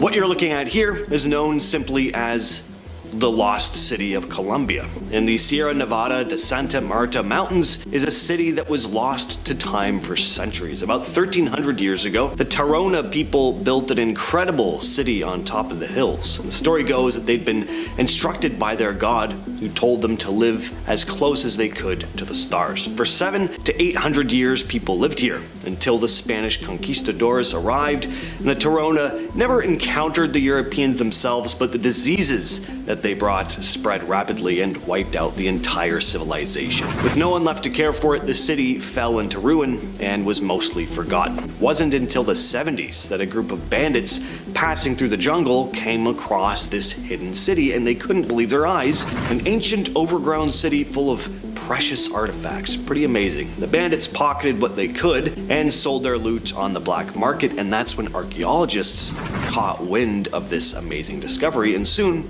what was known only as the Lost City was uncovered after nearly 500 years.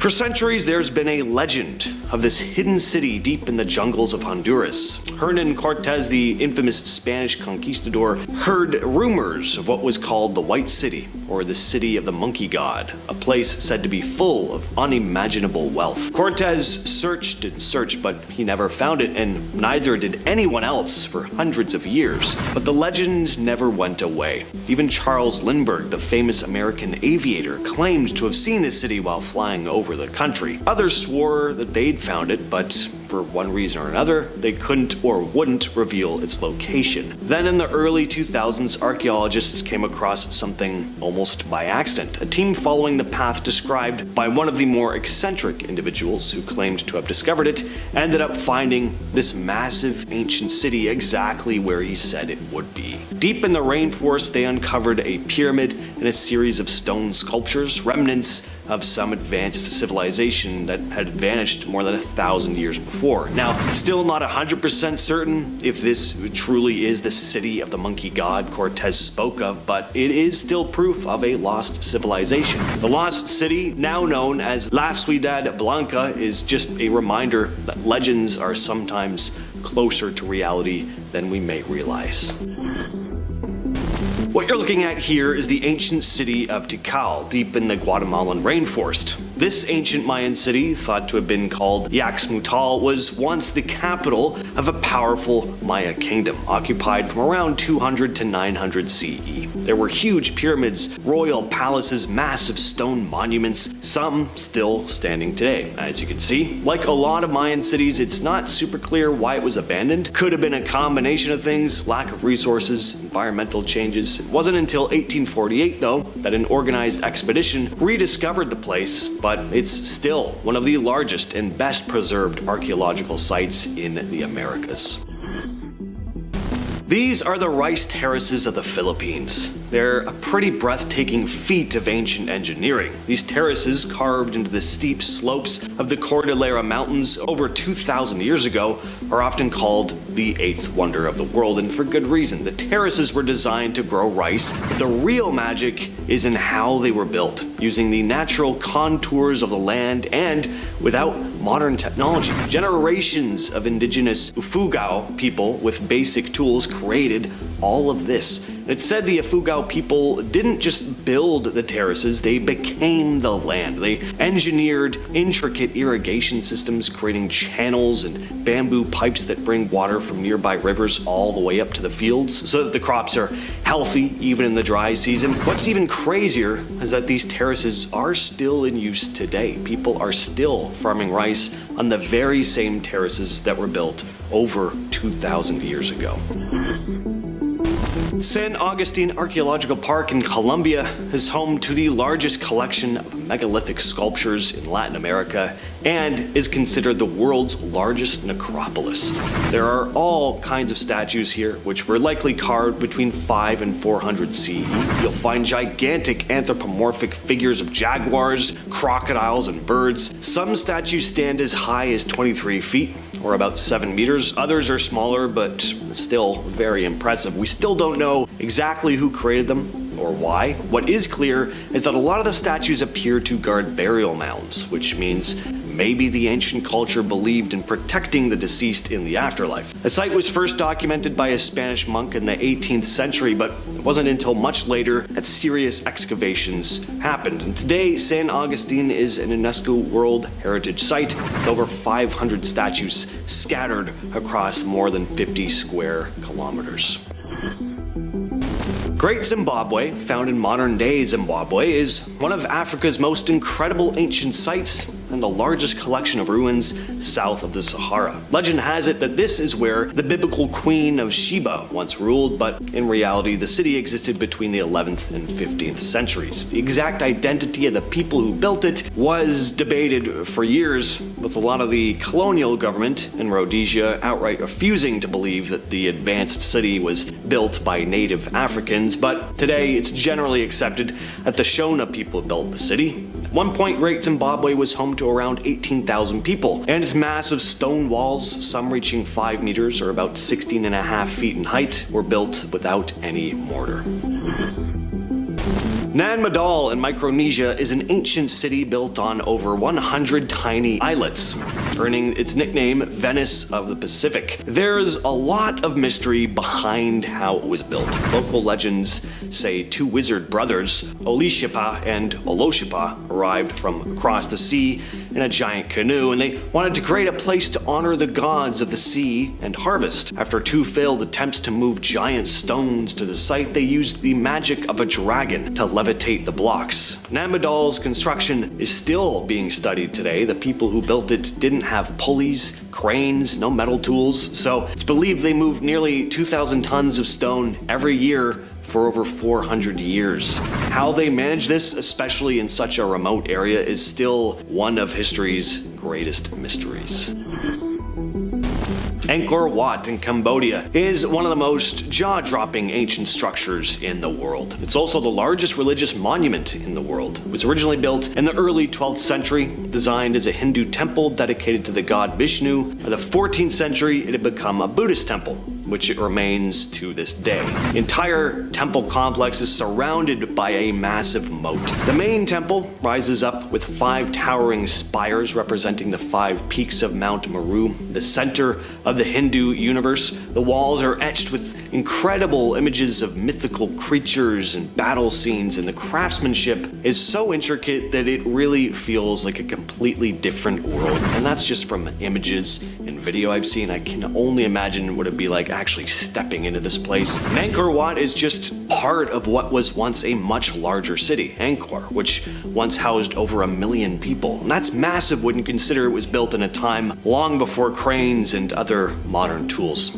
Over the centuries, the jungle slowly is creeping back in, and it's overtaking a lot of the city, leaving behind this incredible hidden world that wasn't fully rediscovered until the 19th century. Definitely a place I gotta add to my list of places I want to go. Out in the western Cape York region of Australia, there's this odd stretch of land, more than 60 kilometers long, where the earth just bulges up in huge mounds. For years, researchers have been trying to figure out what the hell they are, even though the local Chungunji people have been telling everyone that these mounds were burial sites.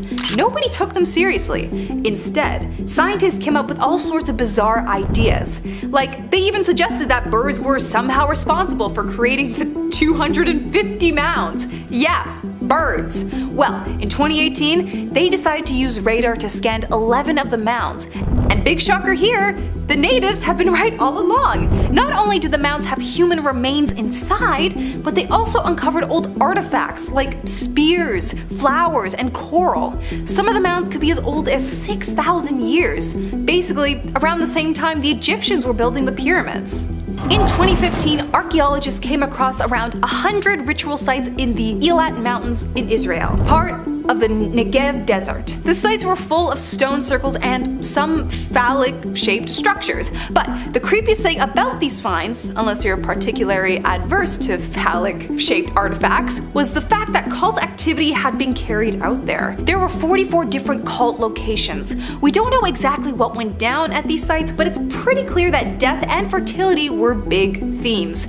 The sites were built around 8,000 years ago, and a lot of them had large stone circles that pointed towards smaller phallic-looking stones. Plus, there were these bizarre burial practices like burying stone objects upside down. They had also chosen spots for these sites that had great views. Maybe for a dramatic effect, but who knows. This isn't even all of it though. Archaeologists have found even more sites beyond the Eilat Mountains, including a survey that discovered 349 additional sites scattered across the region. Ghost towns are already creepy, right? No one around, large empty spaces that were built for lots of people, now left to rot and crumble away to the unforgiving, ever-present passage of time. Well, there's one ghost town in one of the most famous deserts in the world, the Sahara. It's called Jado, an ancient abandoned settlement in Niger, right on the border with Libya and Algeria. Jado used to be a busy trade hub, home to the Tuareg people.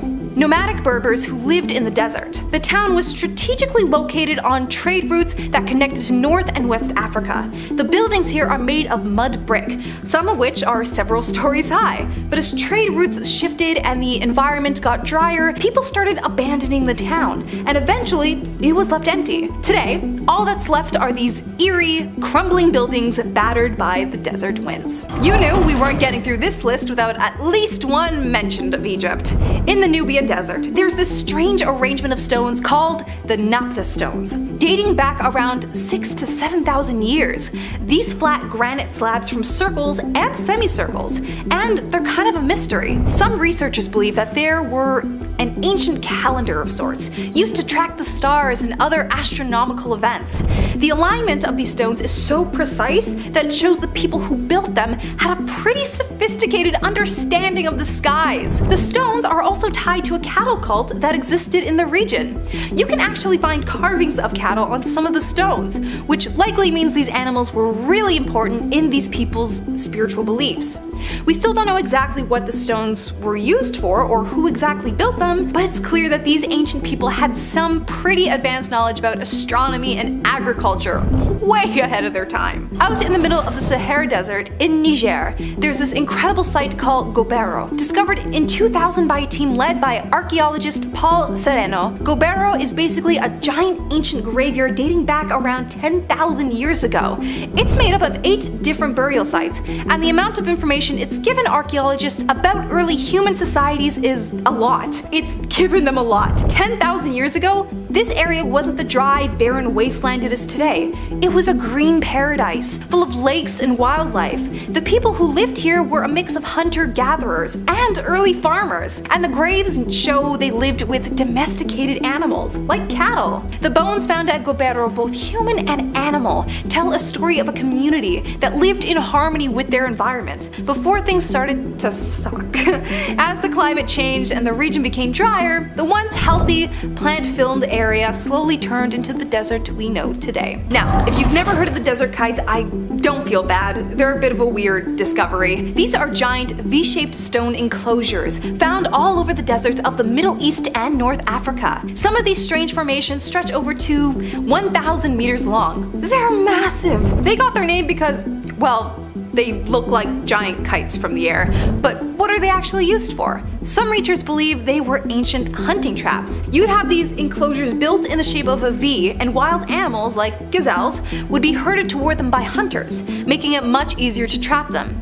These things could date back as far as 10,000 years ago too. The sheer scale and complexity of these things is crazy. From the sky, they look like something made by aliens. They remind me of crop circles. I had to slip aliens in there at least once. I'm contractually obliged to the higher-ups at the All-Domain Anomaly Resolution Office. Anyway, the fact these things have been around for tens of thousands of years is just amazing. No one really knows how these ancient people managed to coordinate such elaborate hunting strategy, especially in such a harsh, dry environment. Okay, now let's talk about Great Zimbabwe, which is definitely one of the coolest ancient sites in Africa. These ruins are massive. They're the remains of a city that was around between the 11th and 15th centuries. This place was a whole civilization, and the stone structures here are still standing today. The most famous part of the ruins is the Great Enclosure, a huge circular stone wall that's nearly 250 meters, or just over 820 feet in diameter. What's so wild about it is that there are no mortar joints holding the stones together, just perfectly cut granite blocks stacked up. The level of precision in the stonework is crazy, and we still don't really know how they managed to pull it off without modern tools. Now, we know that the Kingdom of Zimbabwe was rich and powerful, thanks to trade in gold and ivory, but there's still a lot of mystery around the people who built these structures. The lack of written records means we're mostly guessing. But the fact that a pretty sizable and advanced civilization had success in such a harsh region, dry with limited resources, makes this place seem almost impossible to have existed. Petra, oh how I want to see this place in person. If you don't know the place by name, you'll know it from images. Petra is an incredible ancient rocked city carved right into the cliffs of the Jordanian desert. If you've ever seen Indiana Jones and the Last Crusade, you've seen Petra. This place is so much more than just a cool looking set piece though. It was built by the Nabatean people around the 4th century BCE. and for centuries, it was a major trade hub. The city's carved into red sandstone mountains, and its most famous structure is the Al-Khazni, or the Treasury, which has a breathtaking, intricately carved facade. The entire city wasn't just built on the surface though. They carved out entire tombs, temples, and houses into the rock itself. They also had an insane water system that funneled rainwater into cisterns and channels, essentially for a city like this to survive in an environment that's super dry and harsh. Petra was abandoned around the 17th century though, and it took until the early 19th century before it was rediscovered by the outside world. By that point, nature had almost completely reclaimed the place.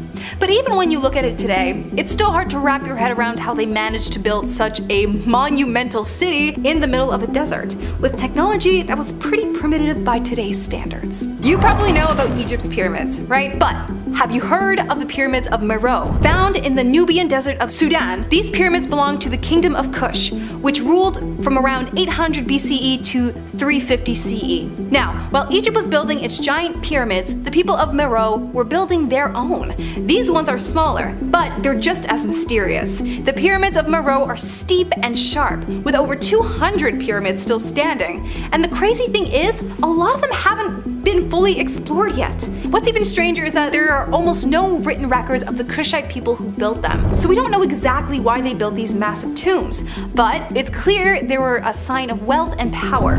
The kings and queens of Kush were buried in these pyramids, and many of them were adorned with riches. But after the 4th century CE, the Kingdom of Kush collapsed, and the pyramids were mostly abandoned. Let's head to the American Southwest now, to Chaco Canyon, a place in the desert that's been baffling archaeologists for years. Chaco Canyon was the heart of the ancient ancestral Pueblos, a civilization that lived in what is now New Mexico between 900 and 1150 CE. This place was like the capital city for an entire culture, and it's one of the most complex archaeological sites in North America. These folks were advanced. They built these huge, multi-story stone buildings, massive complexes like Pueblo Bonito, which has over 650 rooms. It was a center for trade, astronomy, and religion. No one knows exactly how they got their materials to build these places, considering the area around Chaco Canyon is pretty barren. The stone used for construction came from places miles away, and these ancient people somehow hauled it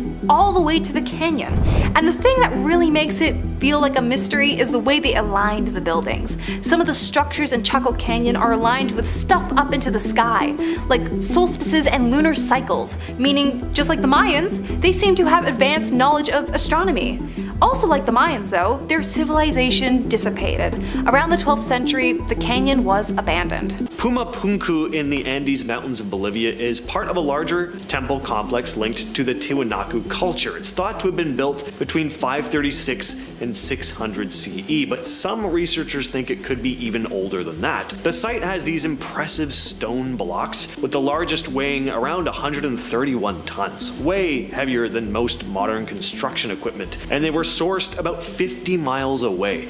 Moving these enormous stones to such a high altitude site would have been no small feat. The area is above the tree line, which means they couldn't use wooden rollers. So how did the builders actually manage to transport these massive blocks? And it's not just how heavy they are, it's the intricate carvings on them. There are these precise etchings cut into the stone, perfectly straight lines. Did they have some kind of advanced tools we just don't know about?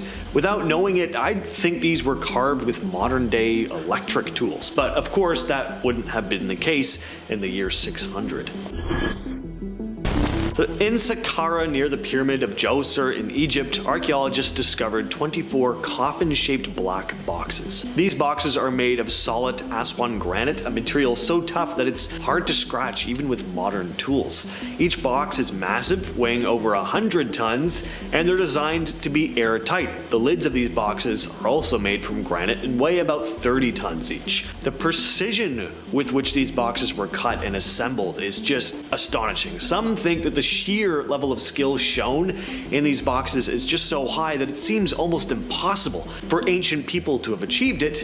Of course they did though, which just goes to show how truly impressive the ancient Egyptians were, unless of course you're in the alien camp and think that aliens just helped them out or that the Egyptians copied some advanced design of theirs. As for now though, nobody knows exactly why there are 24 boxes or what their original purpose was.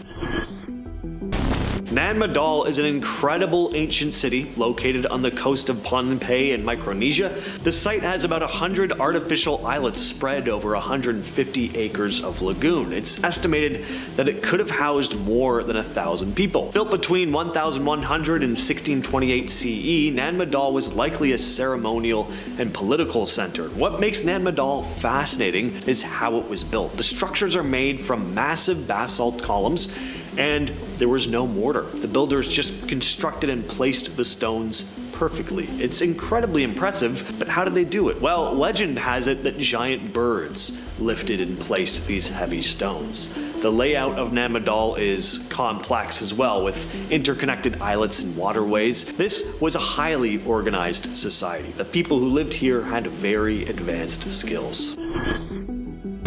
Asuka is a village in Japan that dates back to the Kofun period, around 250 to 552 CE. The area is rich in history, and the massive stone structures definitely add to the allure. There are about 20 famous stone monuments here, and to this day, some of them are still super mysterious. No one knows exactly who built them or why. This is definitely the case with Masuda no Anofune, or the rock ship of Masuda. This massive stone structure measures 36 feet long, about 26 feet wide, and is about 16.5 feet tall, weighing around 800 tons. It sits at the top of a hill, and looking at it, it doesn't resemble anything else in the area. A lot of the other monuments look more like Buddhist pieces, but this does not look like your typical Buddhist architecture at all. In fact, I don't really know what style of architecture it resembles. It looks almost alien. At the very least, it looks like something you'd see in a modern art museum. There are some theories about its purpose, but none have been proven. Some think it could have been a ceremonial site, others think it might have had some astronomical significance, which seems to be the go-to explanation when experts just have no idea what the hell something is. It's something to do with the stars. The Longyu Caves are a group of 24 man-made caves in China. The caves were carved out of sandstone, and as for who built them and why, no one knows. They were mentioned in a 17th century poem, but no one really knows exactly when they were created. Some clay pots found in the silt inside the caves have been dated back between 206 BCE and 23 CE though. Another cool thing about these caves is that they were found by accident. In June of 1992, 4 farmers drained some ponds in their village, and there they were.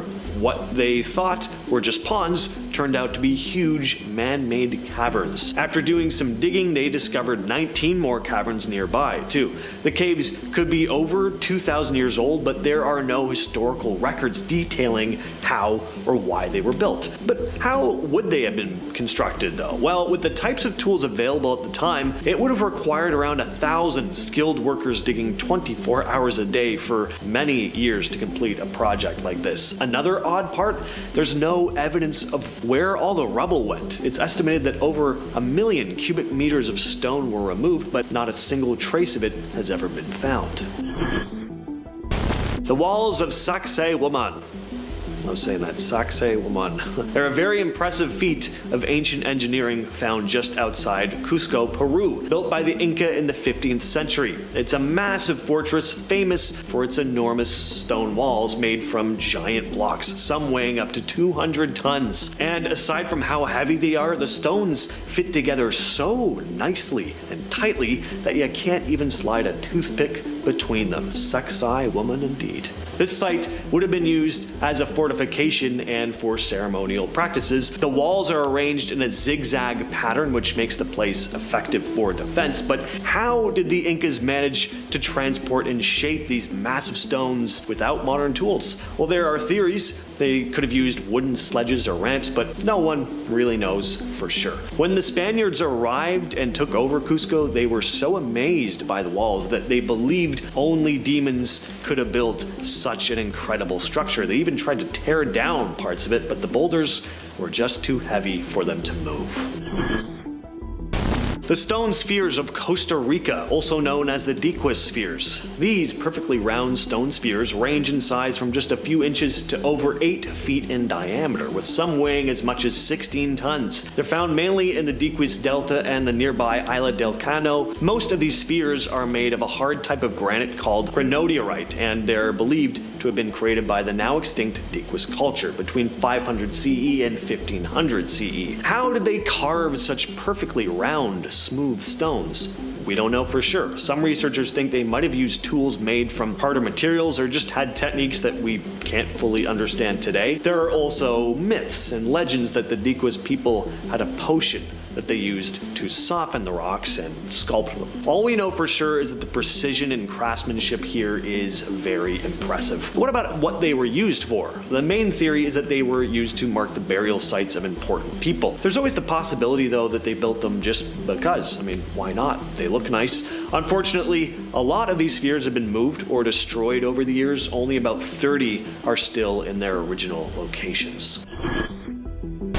The Plain of Jars is one of the most fascinating and mysterious archaeological sites in Laos. The site is full of large stone jars scattered all over the landscape. Some of the jars are massive, weighing up to several tons. Some are much smaller. There are over 2,000 of these jars across the region, with the largest concentration found at a site called Site 1. And you guessed it, no one really knows who made these jars or why they were created. But archaeologists think the jars date back around 500 BCE to 500 CE. The jars were often carved from sandstone or limestone and are mostly cylindrical. Some theories suggest they were used for burial practices, possibly to hold the remains of the dead, but legend has it they were created by giants.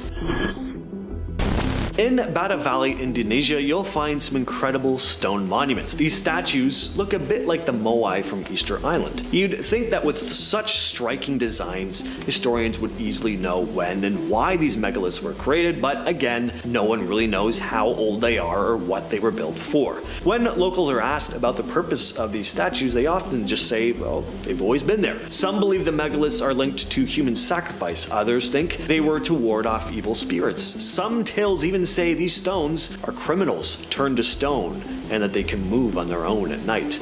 Another cool thing, the megaliths weren't made from stone found in the local area. The Olmec colossal heads. These are some of the most beautiful artifacts from the ancient world and some of the most intriguing. They were crafted by the Olmec civilization, which lived on the Gulf of Mexico between 1200 BCE and 400 BCE. The heads seem to represent important Olmec rulers, given how difficult it would have been to construct them, and the fact that each and every one of them are unique. So far, 17 of these heads have been found, with 10 from San Lorenzo and 4 from La Venta, both major Olmec sites. Each head is carved from a single basalt boulder, and some of these massive stones were transported over 62 miles to where they stand today. They're actually older than the more famous moai of Rapa Nui. You can tell by looking at them that they're incredibly heavy, 6 tons at the smallest to over 50 tons for the largest, which was never completed. We still don't know exactly how the Olmec moved these gigantic boulders. In fact, we don't really know a whole lot about the Olmecs at all. These heads are some of the few clues we have about their civilization, which mysteriously vanished over 2,000 years ago. The submerged city of Pavlopetri, found off the coast of southern Greece, is believed to be over 5,000 years old, making it the oldest known sunken city in the world. Discovered in 1967 by Nicholas Fleming, it's an ancient settlement almost perfectly preserved, with its streets, buildings, and tombs all sitting underwater. Over time, earthquakes and rising sea levels submerged the place around 1000 BCE, and it never resurfaced. The city was a trading hub. There's evidence that it had connections with Crete and other civilizations of the time.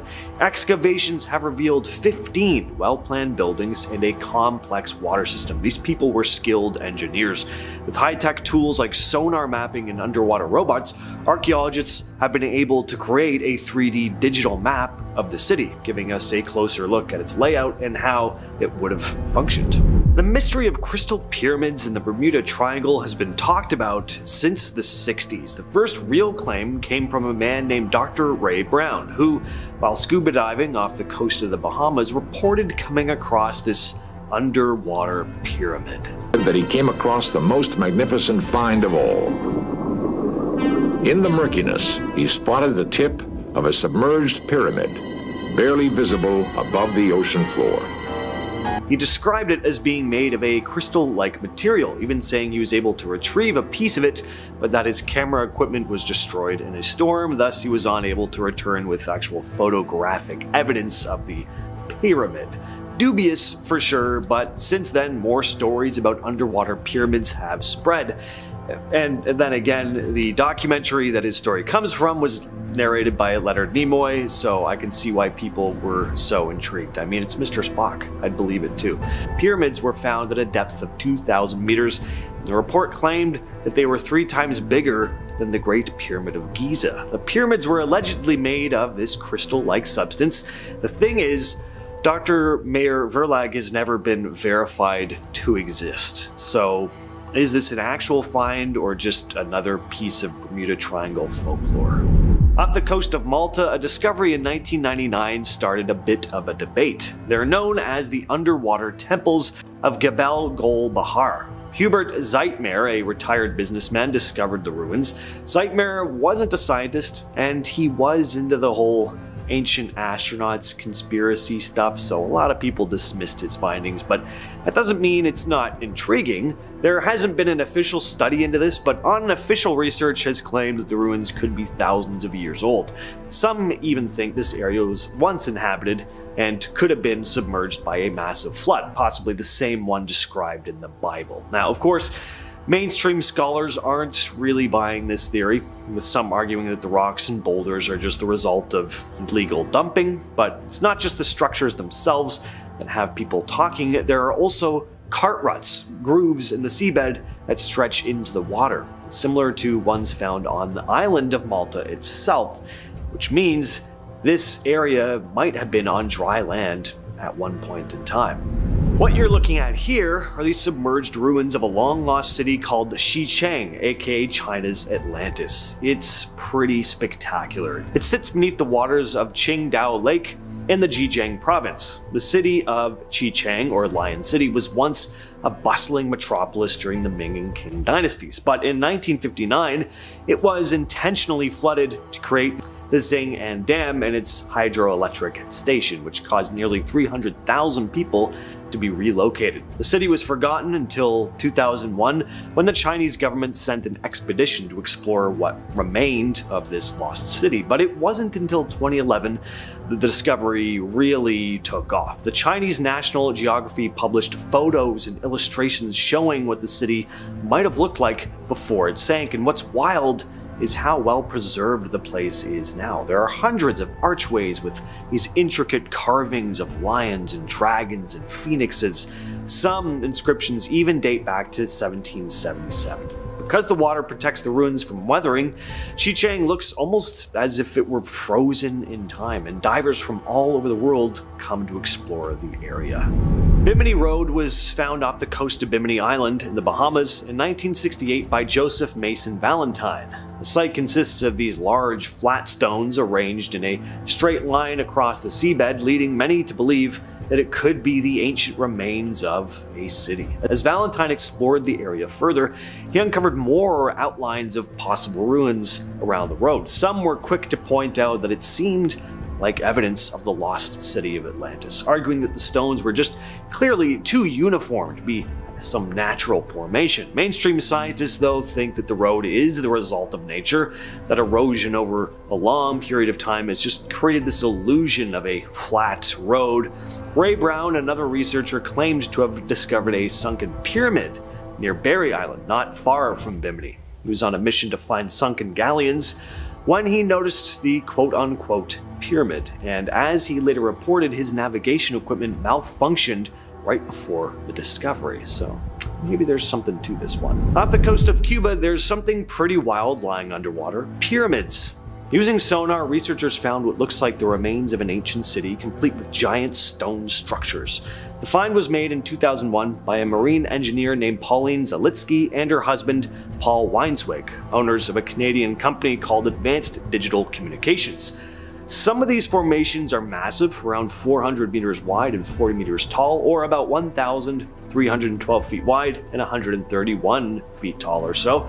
And they're not natural either, at least they really don't seem to be. The way they're laid out suggests they were designed by humans, so the questions are, how old are they and who built them? Some experts think the city could be 6,000 years old, others believe it could go back as far as 50,000 years. Even more interesting, there are strange symbols and carvings on some of these stones, and they don't match any known languages. But they do kind of look a bit like Aztec or Mayan symbols.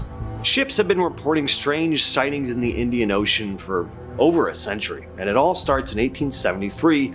On March 23rd of that year, the crew of the ship Adelheid, crossing the South China Sea, spotted a massive, mile-wide disk floating just beneath the surface, glowing with light. Then in 1879, the HMS Vulture crew reported seeing two giant, quote, Ferris wheels spinning in opposite directions with spokes 25 feet wide and 100 feet apart. Over the years, there have been more and more of these reports. In 1901, the crew of the SS Kilwa in the Persian Gulf saw rays of light coming from an underwater disc-like object. Then in 1943, sailor Matthew Mangle described a huge glowing disc pacing his ship, also in the Persian Gulf. These sightings didn't just happen once or twice, but across multiple decades and locations, each with similar descriptions of these bright, rotating, glowing discs beneath the water. They're all still a mystery to this day, with no clear explanation for what these massive underwater objects could be. At one time, the city of Neapolis was an important Roman city in Tunisia, until it was destroyed by a tsunami in 365. The same disaster hit Alexandria down the coast, but Neapolis was completely wiped out and stayed lost for over 1,700 years. Then in 2017, after 7 years of digging, archaeologists rediscovered it. Even though Neapolis was a Roman city, it sided with Carthage during the Punic Wars, which led the Romans to mostly just ignore this place in their records. But when they started uncovering this city, they found it was much bigger and more developed than they would have expected. One of the coolest finds was over 100 tanks used to make a garum, a popular fish sauce in ancient Rome. And it turns out Neapolis might have been one of the top producers of it. In 2007, underwater archaeologist Mark Hawley discovered something incredible in Lake Michigan, a structure that looks a lot like Stonehenge, known as the Michigan Stonehenge. This underwater arrangement of stones sits about 40 feet below the surface and forms this circular pattern. And some of the stones even appear to be lined up in a straight row, which is certainly strange. So what are these stones doing there? Could they be the remnants of an ancient civilization? The way these stones are laid out suggests they were carefully arranged this way, not formed naturally. One of the most curious finds is a rock with what looks like it might have a mastodon carved into it. And to make it even more mind-blowing, these stones are thought to be around 9,000 years old, predating Stonehenge by about 4,000 years. This last one's different from pretty much everything else on this list. It's not an ancient city, but it's creepy all the same. A cemetery of sunken Japanese World War II ships. In 1944, Chuuk Lagoon in Micronesia was the site of Operation Hailstone, where US fighter planes bombed Japanese warships, and today, this lagoon is home to over 60 shipwrecks, remnants of that brutal battle. It's all just sitting underwater now, corroding ships, tanks, and cars are even scattered across the seabed. As divers swim through the site, they might find barnacle-covered firearm, old gas masks, abandoned medicine bottles, personal items, all just frozen in time. Some of these wrecks even have the bones of soldiers who died in the battle. It's incredibly eerie, no doubt. In 2017, Antarctica saw a dramatic event when a massive hole, roughly the size of Ireland, appeared in its ice. Known as a polynya, this hole, which stretches across 78,000 square kilometers, is the largest of its kind observed since the 1970s and the first to form in 40 years. Located in the Weddell Sea of the Southern Ocean, this giant opening was created by warmer, salt saltier water from deeper ocean layers, rising up and melting the ice above. As this warm water encounters the colder surface water, it cools and sinks only to be reheated and pushed back to the surface in a continuous cycle. While scientists are still puzzling over the exact reasons behind the formation of these giant holes, some suggest they might be used by marine mammals for breathing. Researchers are actively studying these intriguing holes to better understand their formation and impact on the Antarctic environment. In Antarctica's fossil-rich regions, scientists have uncovered remarkably well-preserved remains of ancient forests that date back around 120 million years. These forests thrived when Antarctica was part of the supercontinent Gondwana, a far cry from the icy desert it is today. Some imaginative theories suggest these fossilized forests might be remnants of an ancient lost civilization. While these ideas definitely capture the imagination, the current scientific consensus is that these fossils are valuable clues about Antarctica's warmer, greener past when it was home to lush vegetation and diverse ecosystems. Beneath the thick ice sheets of Antarctica lies a hidden marvel, the Gamburtsev Mountains. Stretching over 1,200 kilometers and rising up to 3,000 meters, about a third of the height of Mount Everest, these mountains remain largely concealed under a 2,000 to 4,000 kilometer thick ice layer. Discovered in 1958 by Russian scientists who noticed unusual gravity fluctuations while traveling across Antarctica, these mountains are named after Soviet geophysicist Grigory A. Gamburtsev. Despite never having directly observed these mountains, scientists use radar, gravity, and magnetic readings to study them and uncover their secrets. The Gamburtsevs have long puzzled researchers due to their age, estimated at around 1 billion years, as they should have eroded away over such a long period of time. One prevailing theory suggests that a frozen mantle may be shielding these ancient peaks from the relentless forces of erosion, preserving their grandeur beneath the ice. Antarctica is of course known for its harsh and freezing conditions, and because of this, it is home to some remarkable microorganisms, including a unique species of fungi that thrives in this icy environment. Unlike the fungi you might find in warm, forested areas, these Antarctic fungi have adapted to survive the extreme cold by feeding on the old wooden huts left behind by early explorers. Another intriguing type of fungi in Antarctica has been discovered living off of the petroleum leaks from abandoned fuel containers. This type of fungi is particularly interesting because scientists are exploring its potential for cleaning up larger oil spills around the world. By studying these resilient fungi, researchers hope to harness their capabilities for environmental cleanup and gain insights into how life can adapt to the most extreme conditions on Earth. You might have heard whispers online about mysterious pyramids hidden beneath Antarctica's icy surface. Some theories suggest that these could be ancient structures built by aliens, lost civilizations, or even long-lost explorers. However, before you start picturing an Antarctic version of Egypt's Great Pyramid of Giza, let's set the record straight. There is no evidence supporting the existence of man-made pyramids in Antarctica. What some interpret as pyramids are actually natural mountain formations. In 2016, satellite images highlighted a particularly striking peak in the Ellsworth Mountains, which sparked headlines and speculation, but experts confirm that these so-called pyramids are simply just impressive examples of glacial horns, shaped by natural geological processes over a millennia. While the name pyramid does appear in several official Antarctic mountain names,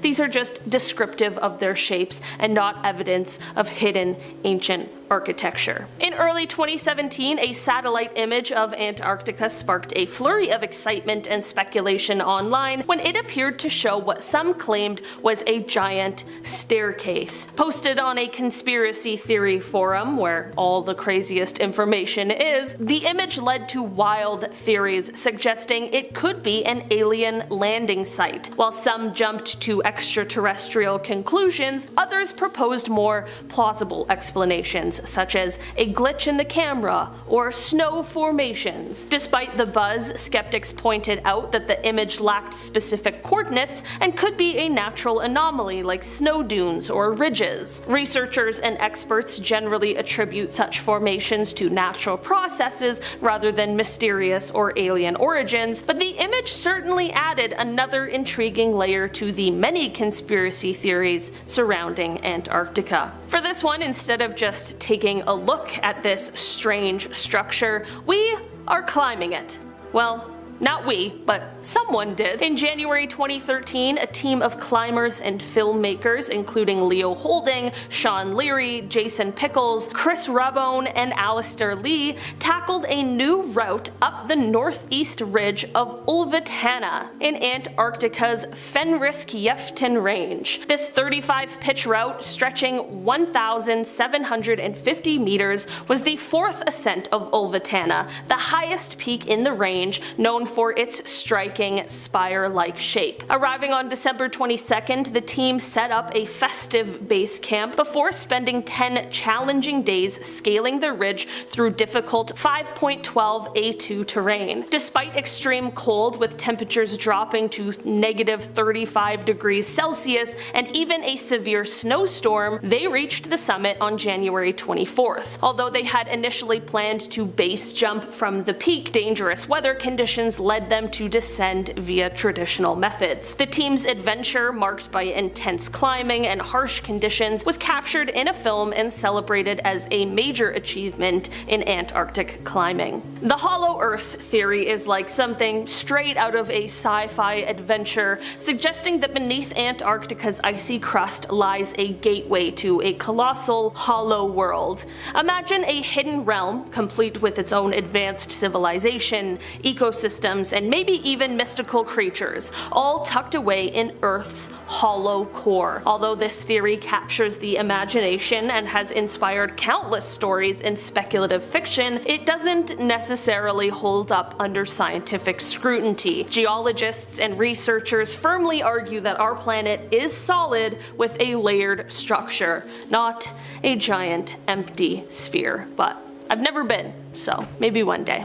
I don't know. I'm not going to the center of the earth. I'm not Josh Hutcherson. Despite its freezing temperatures, Antarctica is home to several volcanoes, including 4 on Ross Island. While most of these volcanoes are dormant, Mount Erebus stands out as the world's southernmost active volcano and Antarctica's second highest peak, reaching 3,800 meters. Over the past 30 years, Mount Erebus has shown increased volcanic activity, featuring a remarkable landscape of liquid magma and ancient lava lakes that have been boiling for about 1.3 million years. Due to its remote location and harsh weather, access to Mount Erebus is definitely limited, but a team of scientists managed to climb it in 2013. They braved snow, rocks, and glaciers to reach the summit, where they discovered life thriving in the volcano's heat, including microorganisms living in ice caves and soil. These extreme conditions make these organisms some of the most unique and resilient in the entire world. Beneath Antarctica's thick ice sheet lies Lake Vostok, an enormous subglacial lake that remains hidden from view and has intrigued scientists for years. This vast lake, which is roughly the size of Lake Ontario, sits under miles of ice and is home to unique microbial life that thrives in extreme conditions. Because Lake Vostok livestock has been isolated from the rest of the world for millions of years, its environment has led to some fascinating theories. Scientists speculate that the lake could harbor hidden ecosystems or even unknown forms of life adapted to its extreme conditions. The discovery of these extremophiles, microorganisms that survive in such harsh environments, fuels excitement and curiosity, hinting at the possibility of life forms that could exist in other extreme environments, possibly even ones beyond our own planet. Starting off this list in our number 10 spot, we have the Kailasa Temple in India. This is one of the most jaw-dropping ancient wonders that seems almost impossible when you first hear about it. Carved directly into a massive rock face in the 8th century CE, this temple is part of the Ellora Caves complex, but stands out because it's entirely monolithic. It was crafted from a single piece of stone. What's even more astonishing is the method of its construction. Artisans started at the very top of the rock and excavated downward, a technique that required impeccable planning and precision since any mistake could ruin the entire structure. The temple is adorned with incredibly intricate carvings depicting deities, mythical creatures, and elaborate scenes that showcase the artistry of the time. Dedicated to Lord Shiva and designed to represent his Himalayan abode, Mount Kailash, the Kailasa Temple, isn't just a feat of engineering, it's a masterpiece that continues to baffle and inspire architects and historians. Can you imagine creating something so magnificent without the aid of modern technology?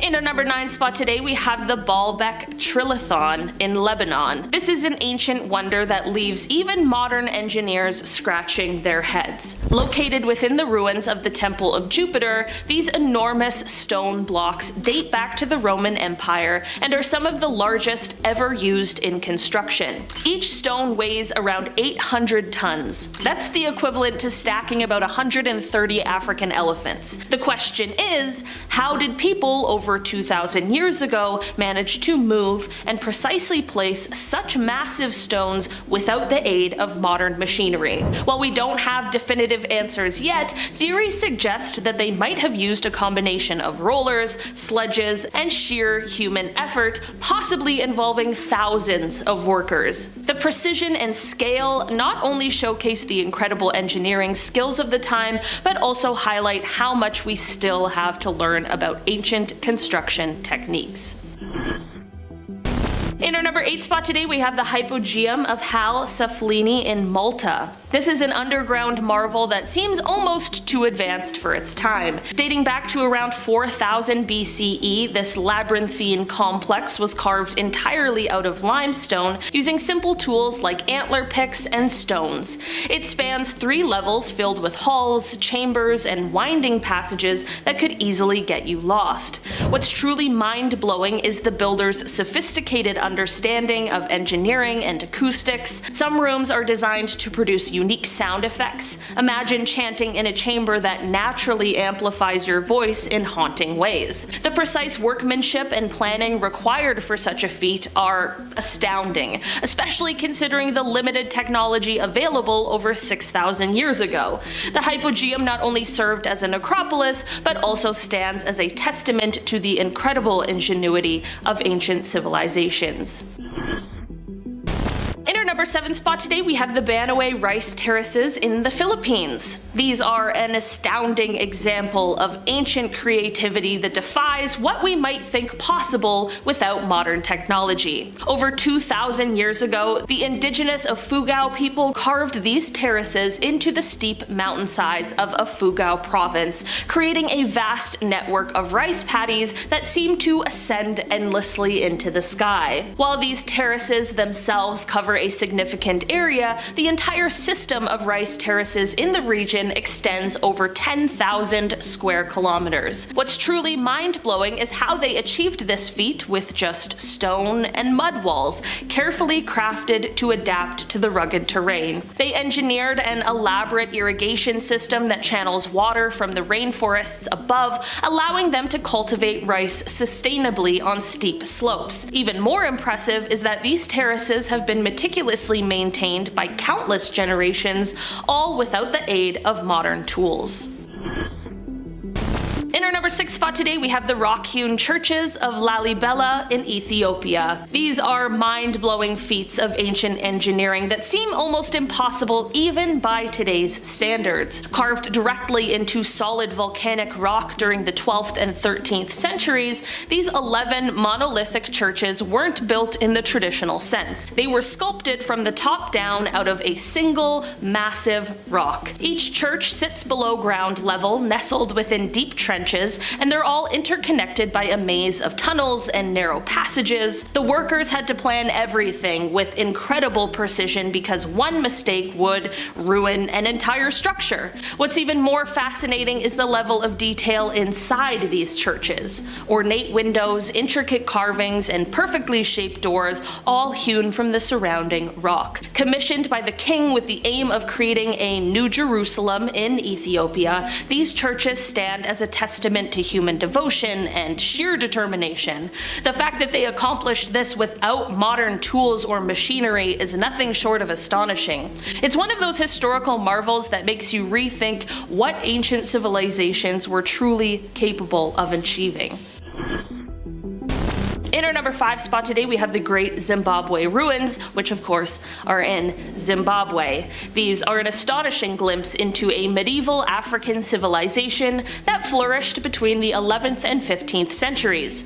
Serving as a royal palace for the Zimbabwean monarch, this ancient city is renowned for its massive stone walls built entirely without mortar, a construction technique that's pretty mind-blowing even by today's standards. The most iconic of these is the Great Enclosure, featuring walls that soar over 11 meters or 36 feet high and stretch approximately 250 meters in length. Crafted from meticulously cut granite blocks that fit together so perfectly, these structures showcase advanced masonry skills that leave historians and architects scratching their heads. How did they achieve such precision without modern tools? The sheer scale and craftsmanship of the Great Zimbabwe ruins not only highlight the ingenuity of its builders, but also challenge common misconceptions about the technological capabilities of ancient African societies. In our number 4 spot today, we have the Sacsayhuaman Fortress in Peru. This is an ancient wonder that continues to baffle historians. Perched on the outskirts of Cuzco and constructed by the Inca in the 15th century, this colossal citadel showcases some of the most impressive masonry ever achieved. This fortress is built from massive stone blocks, some weighing over 100 tons, and here is the kicker.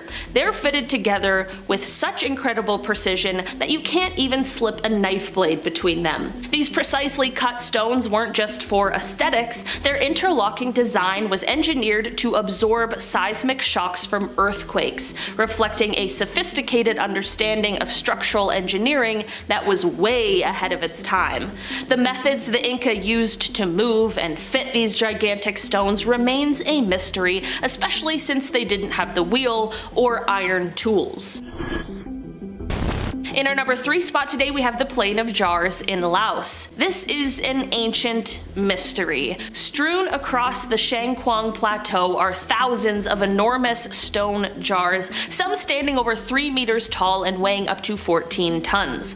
Carved from solid rock using iron tools more than 2,000 years ago, these jars were somehow transported over considerable distances, a feat that seems nearly impossible without modern machinery. What's even more mysterious is their unknown purpose. Were they part of ancient burial practices, storage containers for food or water, or perhaps used in fermentation rituals for rice wine? The lack of historical records leaves us with only theories. The sheer scale and precision involved in creating and placing these massive jars challenge our understanding of what ancient civilizations were really capable of. In our number 2 spot today, we have the Ziggurat of Ur. This is an awe-inspiring relic from the ancient world that defies our expectation of early human achievement. Built around the 21st century BCE by the Sumerians, this massive step pyramid was dedicated to the moon god Nana and stands as one of the earliest examples of monumental architecture. What's truly remarkable is that it was constructed using mud bricks for the core structure and then covered with baked bricks bricks bonded with a natural tar, which was quite an advanced building technique for this time. Thousands of laborers would have been involved in this colossal project, meticulously stacking and aligning each brick to create a structure that could withstand the test of time. This wasn't just a religious center, it was a symbol of technological innovation and societal organization. Considering the limited tools and resources available over 4,000 years ago, the sophistication of this challenges our understanding of ancient capabilities. And finally, in our number 1 spot today, we have the Nabta Playa stone circle, which is in Egypt. An ancient marvel that flips the script on what we think nomadic people were capable of thousands of years ago. Dating back to 7000 BCE, this prehistoric site in the Nubian desert is home to one of the world's oldest known astronomical alignments, beating Stonehenge by several millennia. It's astonishing to consider that these early societies had such advanced knowledge of astronomy that they could align stones with celestial events like the summer solstice and the arrival of monsoon rains.